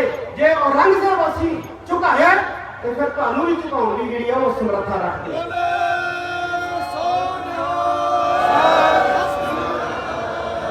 ਇਹ ਗੱਲ ਅਸੀਂ ਦੱਸਣੀ ਔਰ ਪੰਜਾਬ ਦੇ ਹਾਕਮਾਂ ਨੂੰ ਵੀ ਦੱਸਣਾ ਹੈ ਕਿ ਸਿੱਖ ਜਿੰਨੇ ਮਰਜ਼ੀ ਇੱਥੇ ਘੱਟ ਗਿਣਤੀ ਤੇ ਹੋ ਜਾਣ, ਪਰ ਅਸੀਂ ਕਦੇ ਵੀ ਕਮਜ਼ੋਰ ਨਹੀਂ ਹੋਵਾਂਗੇ। ਕਿਉਂ ਕਮਜ਼ੋਰ ਨਹੀਂ ਹੋਵਾਂਗੇ? ਕਿਉਂਕਿ ਸਾਡਾ ਅਕਾਲ ਤਖਤ ਸਾਹਿਬ ਇਸ ਧਰਤੀ ਦੇ ਉੱਤੇ ਸਵਾਈਮਾਨ ਹੈ ਸਾਡੇ ਨਾਲ, ਔਰ ਸਾਡੇ ਨਾਲ ਧੰਨ ਗੁਰੂ ਗ੍ਰੰਥ ਸਾਹਿਬ ਸੱਚੇ ਪਾਤਸ਼ਾਹ ਦੀ ਬਾਣੀ ਹੈ। ਔਰ ਇਹ ਜਿਹੜਾ ਵਰਤਾਂਤ ਸਿਰਜਿਆ ਜਾ ਰਿਹਾ ਸਰਕਾਰ ਵੱਲੋਂ ਕਿ ਅਸੀਂ ਘੱਟ ਗਿਣਤੀ 'ਚ ਹੋ ਗਏ ਹਾਂ, ਕਮਜ਼ੋਰ ਹੋ ਗਏ ਹਾਂ, ਅਸੀਂ ਇਸ ਵਰਤਾਂਤ ਨੂੰ ਤੋੜਨਾ। ਮੈਂ ਇੱਕ ਹੋਰ ਅਪੀਲ ਕਰਨੀ, ਅੱਜ ਜਦੋਂ ਸੋਸ਼ਲ ਮੀਡੀਆ ਖੋਲੀ ਦਾ ਨਾ ਦੇਖੀਦਾ, ਅੱਜ ਬਹੁਤ ਵੱਡੇ ਵੱਡੇ ਹਿੰਦੂ ਸੰਤ ਜਿਹੜੇ ਨੇ ਉਹ ਹਿੰਦੂ ਧਰਮ ਦਾ ਪ੍ਰਚਾਰ ਪ੍ਰਸਾਰ ਕਰਦੇ ਨਜ਼ਰ ਆ ਰਹੇ। ਚੰਗੀ ਗੱਲ ਹੈ, ਹਰ ਮਤ ਦੇ ਧਾਰਮਿਕ ਆਗੂਆਂ ਦਾ ਫਰਜ਼ ਹੁੰਦਾ ਹੈ ਕਿ ਉਹ ਆਪਣੇ ਮਤ ਦਾ ਪ੍ਰਚਾਰ ਪ੍ਰਸਾਰ ਕਰਨ, ਪਰ ਸੋਸ਼ਲ ਮੀਡੀਆ ਤੋਂ ਪਾਲ ਸਿੰਘ ਦੀ, ਬਾਬਾ ਬੰਤਾ ਸਿੰਘ ਦੀ, ਉਹ ਇਹਨਾਂ ਦੀਆਂ ਕਥਾਵਾਂ ਦੇ ਵਿੱਚੋਂ ਗੱਲਾਂ ਕੱਢ ਕੇ ਨੁਕਤਾਚੀਨੀ ਕਰਦਾ ਹੈ। ਕਿੰਨੀ ਕਮਾਲ ਦੀ ਗੱਲ। ਉਹ ਕਿੰਨੀ ਕਮਾਲ ਦੀ ਗੱਲ ਹੈ, ਹੈਰਾਨੀ ਦੀ ਗੱਲ ਹੈ। ਉਹਨੇ ਕੰਮ ਇਹ ਫੜਿਆ ਹੋਇਆ ਕਿ ਮੈਂ ਵੱਡੇ ਕਥਾਵਾਚਕਾਂ ਦੀਆਂ ਜਿਹੜੀਆਂ ਗੱਲਾਂ ਨੇ ਨਾ, ਉਹਨਾਂ ਦੇ ਵਿੱਚੋਂ ਮੈਂ ਗੱਲਾਂ ਕੱਢ ਕੇ ਤੇ ਨੁਕਤਾ ਚੀਨੀ ਕਰਨੀ ਹੈ, ਭੰਡਣਾ ਹੈ। ਆਪਣੇ ਪ੍ਰਚਾਰਕਾਂ ਨੂੰ ਭੰਡਣਾ ਜਿਹੜਾ ਹੈ ਉਹ ਬੰਦ ਕਰੀਏ ਸਾਧ ਸੰਗਤ ਜੀ। ਤੇ ਪ੍ਰਚਾਰਕ ਵੀ ਆਪਣੀ ਜ਼ਿੰਮੇਵਾਰੀ ਨੂੰ ਸਮਝਣ, ਗੱਲਾਂ ਉਹ ਕਰਨ ਜਿਨ੍ਹਾਂ ਦੇ ਨਾਲ ਗੁਰੂ ਗ੍ਰੰਥ ਸਾਹਿਬ ਜੀ ਦੇ ਪ੍ਰਤੀ ਸਤਿਕਾਰ ਪੈਦਾ ਹੁੰਦਾ, ਜਿਨ੍ਹਾਂ ਦੇ ਗੱਲਾਂ ਦੇ ਨਾਲ ਇਤਿਹਾਸ ਦੇ ਪ੍ਰਤੀ ਸਤਿਕਾਰ ਪੈਦਾ ਹੁੰਦਾ ਹੈ। ਐਸੀਆਂ ਗੱਲਾਂ ਬਿਲਕੁਲ ਨਾ ਕੀਤੀਆਂ ਜਾਣ ਜਿਹਦੇ ਨਾਲ ਦੁਬਦਾ ਪੈਦਾ ਹੁੰਦੀ ਹੈ। ਸਾਡੇ ਪ੍ਰਚਾਰਕਾਂ ਨੂੰ ਇਸ ਗੱਲ ਦਾ ਧਿਆਨ ਰੱਖਣ ਦੀ ਬਹੁਤ ਵੱਡੀ ਲੋੜ ਹੈ। ਅੱਜ ਮੈਂ ਸਾਰੇ ਸਿੱਖ ਪ੍ਰਚਾਰਕਾਂ ਨੂੰ ਬੇਨਤੀ ਕਰਾਂਗਾ, ਚਾਹੇ ਉਹ ਕਿਸੇ ਸੰਪਰਦਾ ਨੂੰ, ਚਾਹੇ ਉਹ ਕਿਸੇ ਮਰਿਆਦਾ ਨੂੰ, ਚਾਹੇ ਉਹ ਕਿਸੇ ਵੀ ਤਰੀਕੇ ਦੇ ਨਾਲ ਗੁਰੂ ਗ੍ਰੰਥ ਗੁਰੂ ਪੰਥ ਦੀ ਗੱਲ ਕਰਨਾ ਚਾਹੁੰਦੇ ਨੇ, ਉਹ ਸਾਹਮਣੇ ਆਉਣ ਤੇ ਗੁਰੂ ਗ੍ਰੰਥ ਗੁਰੂ ਪੰਥ ਦੀ ਗੱਲ ਕਰਨ। ਆਪਣੇ ਛੋਟੇ ਮਤਭੇਦ ਭੁਲਾ ਕੇ ਪਿੰਡਾਂ ਸ਼ਹਿਰਾਂ ਦੇ ਵਿੱਚ ਜਾ ਕੇ ਇਹ ਗੁਰੂ ਗ੍ਰੰਥ ਗੁਰੂ ਪੰਥ ਦੀ ਗੱਲ ਕਰਨ। ਨਿਰਮਲ ਸਮਾਜ ਵੱਡੀ ਗਿਣਤੀ 'ਚ ਬੈਠਾ ਹੈ। ਇਹ ਕੱਪੜੇ ਭਾਵੇਂ ਪਾਏ ਨੇ ਕੋਈ ਗੱਲ, ਲੇਕਿਨ ਪਹੁਲ ਸ਼ਕਲ ਬੜੀ ਲਾਜ਼ਮੀ ਹੈ। ਇਹ ਸਾਡੇ ਸਿੱਖ ਸਮਾਜ ਦਾ ਅੰਗ ਹੈ। ਸਿੰਧੀ ਸਮਾਜ ਵੱਡੀ ਗਿਣਤੀ 'ਚ ਗੁਰੂ ਨਾਨਕ ਸਾਹਿਬ ਜੀ ਨੂੰ ਮੰਨਦਾ ਹੈ, ਗੁਰੂ ਗ੍ਰੰਥ ਸਾਹਿਬ ਜੀ ਦੀ ਬਾਣੀ ਪੜ੍ਹਦਾ ਹੈ। ਉਹਨਾਂ ਨੂੰ ਵੀ ਸਿੱਖ ਸੰਤ ਸਮਾਜ ਨਾਲੋਂ ਤੋੜਨ ਦੇ ਵੱਡੀ ਗਿਣਤੀ 'ਚ ਯਤਨ।